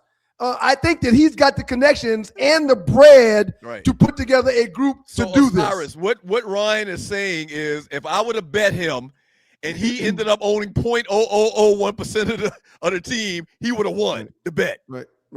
Well, first of all, it's a stupid bet because you've got the field. I don't do those kind of bets. I don't do that. Why am I going to take one person and you have 200 options? That's stupid. Okay. Huge Hawks win last night. Go back to the two before that. This one? And before that, but it's fine. No, you mean this one. Jay-Z is sponsored. That's what I want you to go back to. That's not. Hey, did you watch any of the Hawks game last night when they beat the Detroit Pistons? Oh yeah, a Detroit Piston team that did not have Kane Cunningham took the Hawks into overtime, and the Hawks found a way to win. Wait a minute, but last week when the Lakers, your team, played the Cunningham-less Detroit Pistons, they lost. Cunningham. So what? We won 9 out of 10 games, I think. Okay. No, well, they lost last week. They lost. Right, that's the one game. Okay. 9 out of 10. Do you understand how that works? How these words work? Yep. Okay. Do you understand how these words work? To quote the great, Cunningham, listen, do you to understand? quote the great Cat Williams. No, that's Cat Williams quote. I stole that Clip from Cat this. Williams. Clip this. Clip that. Yeah. Go ahead, Tree. It's all good. John Dingle. Thank you, John. Great Thank you, show. John. Thank We you. appreciate you, King. Thank you, homeboy. Means a lot, John. Thank you, man. Osiris, Arlie, SV was burning $100K a week, tried franchising to save it. Slutty Vegan was burning $100,000 a week, tried franchising to save it, still filed Chapter 11 and dropped from 14 to 5 locations. Nearly 50% of restaurants fail in 5 years. Expansion killed it. Thoughts? We had a radio station that tried to expand in St. Louis, and it ended up killing the business model in St. Louis and Atlanta. Sometimes expanding is not the move for people when you get where you think you want to go. I think Speaking the term. Go ahead, Tree. No, go ahead, Douglas. I was gonna say I don't think Osiris will have a problem with this. I think his title is he's a business analyst. He owns his own company. He's doing very well. I hope you don't mind me saying that, chap. But this is what he do. He looks at numbers. He tries to acquisitions, take company takeovers, financials, all of that stuff. The last 4 to 5 conversations I've had with that bro Osiris has been along those lines. Hey, Right. bro, I just wanted to explain something to you real quick. I'm not sure if you knew, but bam, bam, bam, bam, bam, bam. Oh, damn, bro, I didn't know that. Thank you. Thank you for Right. the uplift. Yeah. Right. Appreciate you, Q. He'll get you out of the red and into the black. I like being in the black. From John Dingle, he said he wanted to give us some more Thank you, money. So thank you, you. John. Thanks, Thank you John. so much. We appreciate it, homie. Appreciate it. We appreciate it. Yo, we really do appreciate the donations, man. It really means a lot. It's really literally and figuratively helping us keep the lights on. Thank you. But we about to pop in a minute. Just stay tuned. We popping now. We already popping, but we're going like Now. pop in We a second. speak into it. We speak it into existence. Rel says when we start popping, he will like you to get a real jersey and stay off of Canal. I thought it was cool, Rel. You let Ryan. Real quick, man. I don't want to get off the Hawks conversation just yet. How impressed are you with Jalen Johnson, man? How impressed are you with this young squad we put together, man? Hey, man, this is crazy because once again, 26 years in this city, man, and this is the first time I think the Hawks could shock somebody in the playoffs, man. I agree 100%. Yeah. Yeah. Sitting at 5th right now in the East between the Cavs at 4th and the Raptors at 6th. There's no reason why, this team couldn't find themselves right around that 4th or 3rd spot. I hope the Knicks don't fall down, but the East is very competitive right now with the Pistons at 1, Celtics at 2, Knicks at 3, Cavs at 4, and Hawks at 5. But the Hawks are truly a player. They're a real player in this thing, man. The Richard kid or whatever is playing Contender. very good. He's been playing very good lately. Had a real nice dunk last night. I watched the first half of the Hawks last night, and I watched the second half the Lakers because they came on at the same time. But yeah, man, they're playing great basketball. Lakers crushed the Pacers last night, 137-130, competitive game. Hawks beat the Pistons in overtime, 130-129. What other games were there? The Boston Celtics beat down the Oklahoma City Thunder, which is a huge game for Boston to be number 1 in the East and OKC to be number 1 in the West, and for the Celtics to beat them by 10. That's huge. Some outstanding performances by Jaylen Brown last night. Had 31. SGA had 33. Luka dropped 43 in that Lakers win. And Joel Embiid returned last night and dropped 35. Now, how long he's going to be around, who knows? And shouts out to Jamal Murray with the Denver Nuggets. He dropped 53 last night. 53 last night. Shouts out Ball Award, not even on a Monday. Shouts out to CJ McCallum, who has been a steal ever since they brought him in, man. Veteran leadership, man. It's Veteran important. leadership, playing real good basketball. Yeah, no doubt about it. We appreciate you. Rel wants to know, and thank you for your donation, Rel. Ryan, can you get a shirt in XL? Yes, I would love a shirt in XL. Thank you, Rel. It's going to be That's like a my size. dress on you. You lost a lot of weight. No, How's your foot? XL tree. Whew. Oh. Foot is much better, tree. Oh, There's still some good. pain in it, but I want to share this with y'all real quick, and we can keep. We want to hear it. We want to hear it. For 10 to 12 days, about 2.5, 3 weeks ago, I thought I was going to be walking like I was walking for the rest of my life. Oh no, that's Yes. scary. Yes. I know. So, because my uric acid levels were lower than they needed to have gout. The arthritis that they were saying was in my foot, it shouldn't just pop up overnight. So I knew it wasn't that. So I was thinking, man, oh my gosh, what am I going to? I can't play golf no more. I can't chase my kids. My daughter can't jump in my arms. It was crazy. Strange, you mentioned golf first before hanging out with your kids. But that's just. I just spent Let him tell the story. I just spent some really good money for a golf trip going to Utah, and the first thing that came to mind was, damn, I'm not going to be able to golf. You can't drink there, or you can't buy any alcohol in the restaurant. It's dry. Utah? We'll have our own though, because we're flying. Whose idea was it for y'all to go to Utah? We travel all over the world to play golf. I love but that. why Utah? Yeah. Well, they got great golf courses. Why don't you ever ask Doug to go? Well, I mean, Well, I guess I do. He says no. Why? He He said says, no for the you last know. decade. I'm glad you mentioned that. Kara. Two things. What I was going to say is right, Tree. Thank you. What I was going to say is half the golf trip is the fraternization, the hanging out, playing spades, going to bars. We're going to fraternize, and we're flying Utah? into Vegas. We're flying into Vegas and driving. So yeah, we'll have the stuff that we need to enjoy ourselves. We'll have everything we need. Yeah, you will. Yeah. Okay. We're gonna stop by the dispensary. We're gonna stop by the store, and we're gonna hit the road. We'll have everything we need. Going to the dispensary. I wouldn't want to put any money in Utah's economy, man. I understand. Just seeing, Mormons and all everywhere. that Like if you, hey man, everywhere we go, these people, Nordics are everywhere. We can't stop. The Nordics can't stop us from seeing something that we want to see. But they have nothing to do with me created. seeing it. Right? They ain't got nothing to do with it, man. They ain't no gatekeeper to me. But they're much less frequent places like Houston, Detroit, and Atlanta. I've golfed in all those places, but never in Utah. What is it that and the second thing about black people? Somebody put it in the chat. Go. Well, Doug said that last week when I mentioned the same golf trip. Well, but again, remember your second thing. Tree, my foot is much better. Wonderful. Still can't put the pressure on it that I want, but it's much better and it's getting better every day. Thank you for asking. You're welcome. So y'all don't be down there stepping on them when they're down there in the parade next Saturday. Just I can't wait. Be clear. Be clear, So Tennessee State will be competing this weekend at the Morehouse Classic, I think they call it, here in Atlanta. Cara Berra gets into town today. Oh, good for is her. her boyfriend coming? What? I don't know what she's talking about. Huh? So I'm inviting you again.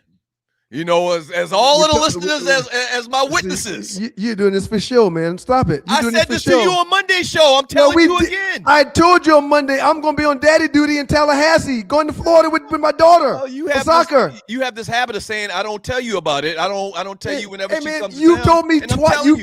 You've told me twice today and last Monday in 2 years. Thank you so much. I appreciate it. Not to mention for the last 4 years, I've sent you her schedule before the season starts. Amen. Don't leave that part out. Amen. High side on yourself, not on your little brother, man. You did tell us that Cara had a boyfriend too at Christmas. Like somebody was coming to stay at the apartment. You did. I fixed that. I'm not. You did. Don't worry about that anymore. Oh my God. I fixed that. I resolved that. Okay. I was talking with Mom yesterday. This is the Two Live Studios, No, Two I'm Live not Studios experience. crazy. I was talking to Pumpkin yesterday, man, and we're blown away that Cara's in her senior year, man. It's mind blowing how fast this all happened, man. It's scary. Yeah. She's it's really scary. She will march.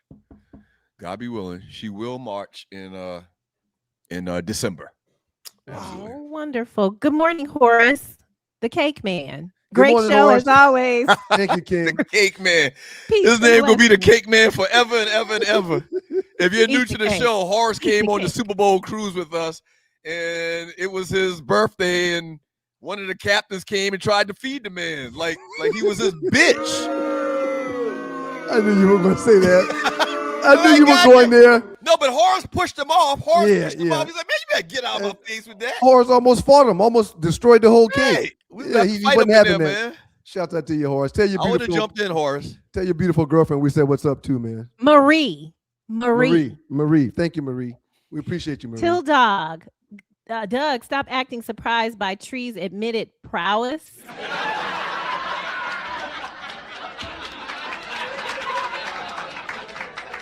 I don't have a lot of shame. At 53, just judge me, okay?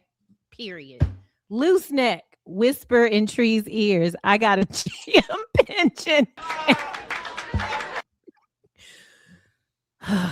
Dracar. And then he puts Dracar up there. When I was in high school, end of high school, going into college, I love a nigga with some Dracar. Yes, that was Driving one a of my Jetta. that was one of my girlfriend's favorites. She loved Dracar. Drive a Jetta or What about a Bronco. What about Old Spice? No, Dracar's another whole level back in the day. You had to go to Old Spice is just Hudson's to get that Dracar. You know Hudson's? Right. You know Right. Dayton L. Something. Appreciate you, Osiris. Thank you, Q. Doug, you pulling up to the Zy Probate in Orangeburg, South Carolina tomorrow? Sorry. Sorry. No, it's all good. in Orangeburg, South Carolina tomorrow. 7-Eleven. I can't. I'm make driving it. from Orlando. I can't make it because Kara. Your daughter's I gonna be probably here. wouldn't have been able to make it anyway. But because of this track meet, I definitely can't make it. Shouts many out y'all to the got young For your bros. donation. How many of y'all got online? How many crossing? I think 28. I'm not sure. Rude as I.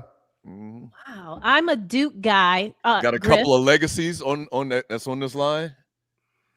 I'll tell you about it off air. Shouts out I'm to a you, Duke Griff. guy, but they won't hire Kenny Smith. Hubert was also a commentator before they hired him. By the way, I'm with Doug. Don't sleep on the Great Myrtle Beach. It's just a 3-hour drive. So actually,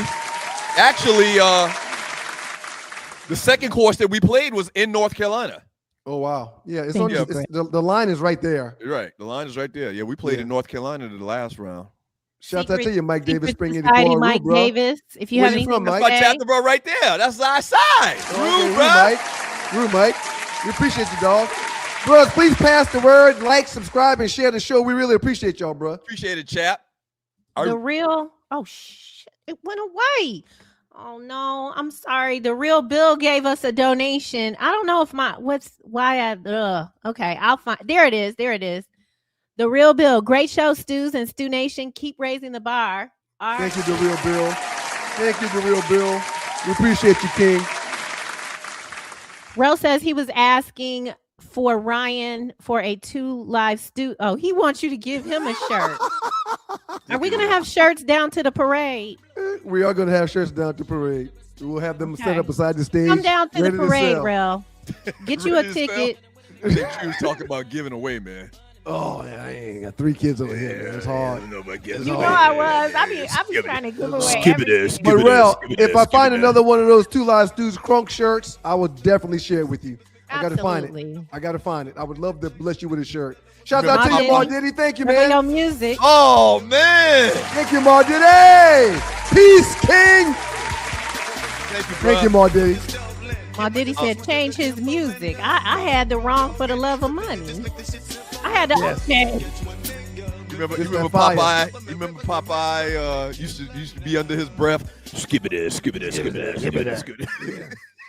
Thank you, Mar Diddy. Another great show, Doug, Ryan, Arlie, and Tree. He hopes everyone has a great weekend. You too. You Thank too, you, Mar Mar Diddy. Diddy. Live stews. All you, right, Doug. we're almost done. Let's knock these out. Hey, let's flash that commercial about the peace sign emoji representing 2 for the stews. Explain it to the new people. There's If a you lot of listen new to studies have shown that if you listen to this podcast, you're probably listening to podcasts all day long. Other For the podcasts. love of Monday. So when you're listening to your other podcasts, go in their chat room and post this, what you see on your screen right now, the peace sign emoji along with live stews, one word, to help our guerrilla marketing efforts. Thank you. Yes, we will have shirts down at the block party and at the parade, but they won't be free. There'll be a slight charge. I think We I'm gonna take appreciate an that. Uber down there, man. Brilliant. Sounds like cocktails gonna be passed around. Brilliant idea, Doug. Yeah. Well, my intentions are to probably come up Friday night and stay with you. So, wherever, however you plan on getting there, we'll be going there together, and we're going to have to drive because we're going to have to bring equipment. What equipment? We'll talk about that. Right. If we're on the back of that flatbed, like we think we might be, I need we're to gonna need. talk yeah, with we're y'all gonna- about that stuff. Yeah, we're gonna have the equipment that. we have. Let's keep going. Yes. How many Because more we got? we're ready. Whatever it is, we're ready for it. Okay. All right. 10 more. Let's go. Gray King 22. He said he has no idea we were back. Thank you, man. We're happy to have you here. Like, subscribe, share, pass the word about the stews being back. Great. Straight King out 22. of the bedroom, straight out of the Yes. bathroom. We're back. Thank you, Great King. They're Thank you, Great back. King. Sons just- of bitches on Facebook. Ryan, take it away. Where you been? 3PJ, the great triple platinum 3PJ. Doug, name on the back of the jersey says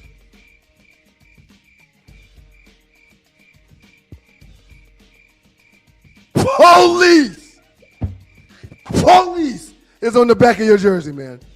That's not nice, 3P. You great, 3P. Pull up on the block at the block party, 3P. We appreciate you. I don't know why you mocking that man's speech impediment is funny to you. I don't know why you. 3P's one of Step on his my foot best when you dogs. see him, 3P. Please don't step on my foot, 3P. Rugs. Okay, this is a new person. I don't know what you did, Douglas, but this is a new person. Rugazza. Y'all try it. Rugas Combat Analysis 4049. Yes. Let's go with that. Good job. I can't see stuff like that. That is exactly what it is. Good job. Welcome. If Luca was black, they would talk about him like Melo. They would slam him and trash him. Yes, they would. I don't know about that. Lucas scored like 34 points in his last 12 games. What do you mean? I don't think that's the case. But no, his point is Melo was dropping points just like Luka, but didn't play the defense, and that's what they led with. He doesn't play both sides of the floor. Okay. That's probably. But now that's Luka that's balling on one side of the court and not the other. He still gets praised and hailed as a possible MVP. Stop it. Yeah, I can see that. I can see that argument. No, Rel, when I stay at Doug's, Tree and Doug stay in the same room. I'll have the extra room. Oh, but we don't sleep. Never mind. And I got headphones and earmuffs too, so I don't hear the. There's a lot of marriages that are really like that. I wouldn't mind having my own. I got a buddy that recently, he and his old lady built a house, and they've got two separate masters, one on this side, one on that side, two garages on this side, two garages on that side. They sleep in different rooms. I really want to sleep in a different room when I'm having my time, but I don't mind. I don't think there's anything wrong with that. Till Dog says it was a great interview. Very cerebral coach. No wonder he's so successful. His spirit is you can tell it. You can feel it. You can feel it. Yeah. Yep, you can feel it. I'm a pansy, but he ain't like, I don't know. He's anointed. He was awesome. I agree. Shouts out to you, Coach Larry Thompson. Come back anytime. Griff says he bought a policy from Doug. Also, very knowledgeable about the business. No question. He's been doing it. He's been doing it the majority of his adult life. No, that's not true. Last 10 years. It's my 10-year anniversary, I think, in like October in the industry. It feels like forever. You never brought up that list of 10 running backs prior to better than Frank Gore. You told me not to do it. You sure did. I did. Do it right Okay. now. Okay. He said, No, you don't have to do it now. No, I can do it right now. Go ahead. Keep going. I thought you had to go. Go ahead. Loose Neck says my next I'll make time for this. will end up being from Myrtle Beach. I don't mind. I mean, give me a country man. Again, protector. Would you marry a Nordic? Would you marry a Nordic? Sometimes I look at them, but the penis thing, I can't. I don't want to see pink. It's silly, I know, but maybe they're not pink. I'll never know. My mind won't let me do it. Now, if he's an Italian or a Greek person, that's dark. Ben says his uncle was literally talking about Stan Lee's yesterday. Wow. Cat in the mother. Wow. Yeah, that's tough. Shouts out to you, Stanley's. Never had a meal there. L. Melton. It was nice too. Like it was fancy. Never had a meal there. Line out the door. That was a national scandal. He says he remembers seeing those cats in the freezer on the news. That's I heard cat meat is real tender. Why would you say some shit like that, man? Charleston, shout out to you. Old Dog Network. Old Dog. New trick. Old Dog New Old Trick. Dog New Trick, 70. Charleston is WCIV, WCBD, WCSC. Shouts out to you, Old Dog New Trick. Everyone have a great weekend. Thank you. Love y'all. Thank you. Got it. Yep. Finish. Be careful in them streets, Street. Be careful in them streets. Finish. Got my list. You think cat meat is tender? I'm not eating no goddamn cat. All right, listen, I got my top 10. I got 10 running backs that I think you would agree would take before you would take Tree said she's not taking that pink meat. She's not doing it. What if it was a well-endowed pink meat, Tree? You ready for my list? I don't think that's possible. I'm sorry. I'm kidding. I'm ready, man. I love white people, Caucasians, not Nordics or. You ready? I'm ready, man. OJ. I'll take OJ before Frank Gore. Walter. I'll take Walter before Frank Gore. Barry. I'll take Barry before Frank Gore. Dickerson. I take Eric Dickerson before Frank Gore. Peterson. Take Adrian Peterson before Frank Gore. Jim Brown. Jim Brown didn't play a lot, but I take Jim Brown before Frank Gore. What do you mean Jim Brown didn't play a lot? He didn't log many years. That's He all. retired early, but I take Jim Brown before Frank Gore. Uncle Donnie emphatically said that they left the playground whenever they knew Jim Brown was going to be on TV when he was growing up. Yep. They had a marble game going. They dropped all the marbles and went and watched Jim Brown. He was that good. Yeah, I understand. LaDainian. I take LT before Frank Gore. Marshall Faulk. What number are we at now? We on 8 now. I take Marshall Faulk before Frank Gore. Bo. I take Frank Gore. Bo played a year, man. Bo played a year. Okay, all right. Bo played a year, man. And lastly, this is kind of a wild card because he's young, and I just couldn't think of anybody else off the top of my head. Bijan Robinson. Derrick Henry. I think Derrick Henry before Frank Gore, man. No offense to the great. And you didn't mention Tony Dorsett. You didn't mention several running backs. Dorsett. I didn't mention Franco. I didn't mention none of them guys. Yeah. Come on, man. Okay, man. All right, man. Yeah. I just don't think his contribution to the NFL should be overlooked. He was a running back. He was a running back that played 20 damn years. But I understand the point of the meme. The meme was saying overrated. Or I didn't understand the point of the meme for Frank Gore. He's not rated. I don't think anybody thinks of Frank Gore when they talk about top running backs that played in the NFL. That's all. All right. Here's all I want to say, know man. sometimes it seems like I'm hating, man, but I'm not hating. I'm just keeping it real. Okay. Shut up, studio audience. I am. 241 games, 16 seasons, 16,000 plus yards, 81 TDs, average almost 4.5 yards per carry. Yeah, man, I don't ish on Frank Gore. No one's ishing The man on him. played 16 years and got 1,000 yards a year. No one's ishing on him. No, you were. That's how y'all black people are, man. Caught 4,000 yards worth of passes. You always think somebody hating on somebody. I'm not hating on them. Caught 4,000 yards worth of passes. Over 100 touchdowns, receiving and rushing altogether. 5-time Pro Bowler. Longevity, consistency. He's a great man. Don't ish on Frank Gore. He's a great. Damn, you the Frank Gore fan club president.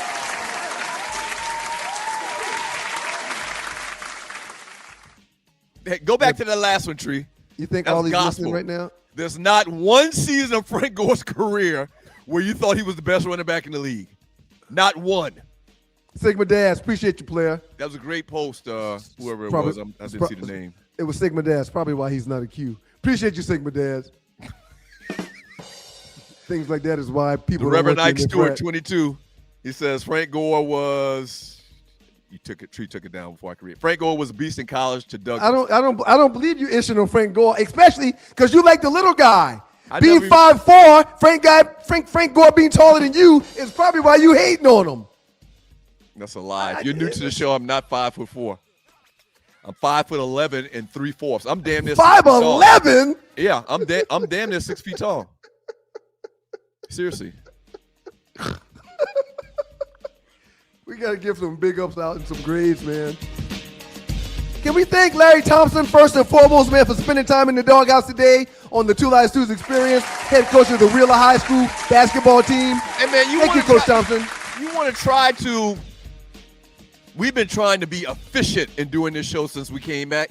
You want to try to get in guests like that more often?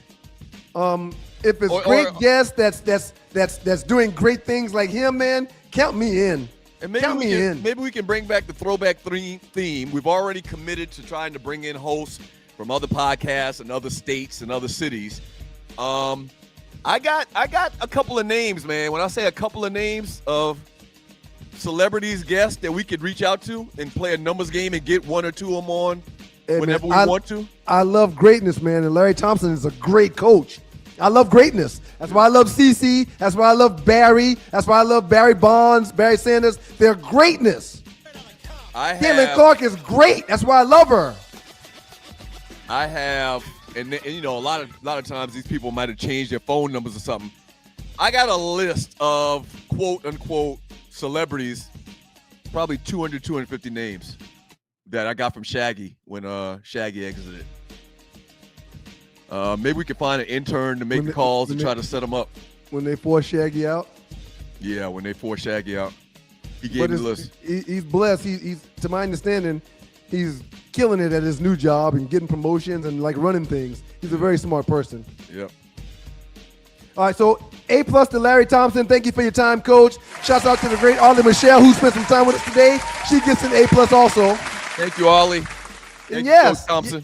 Yes, Julius 29C. I love the great Asia Wilson. She's a great. I love her.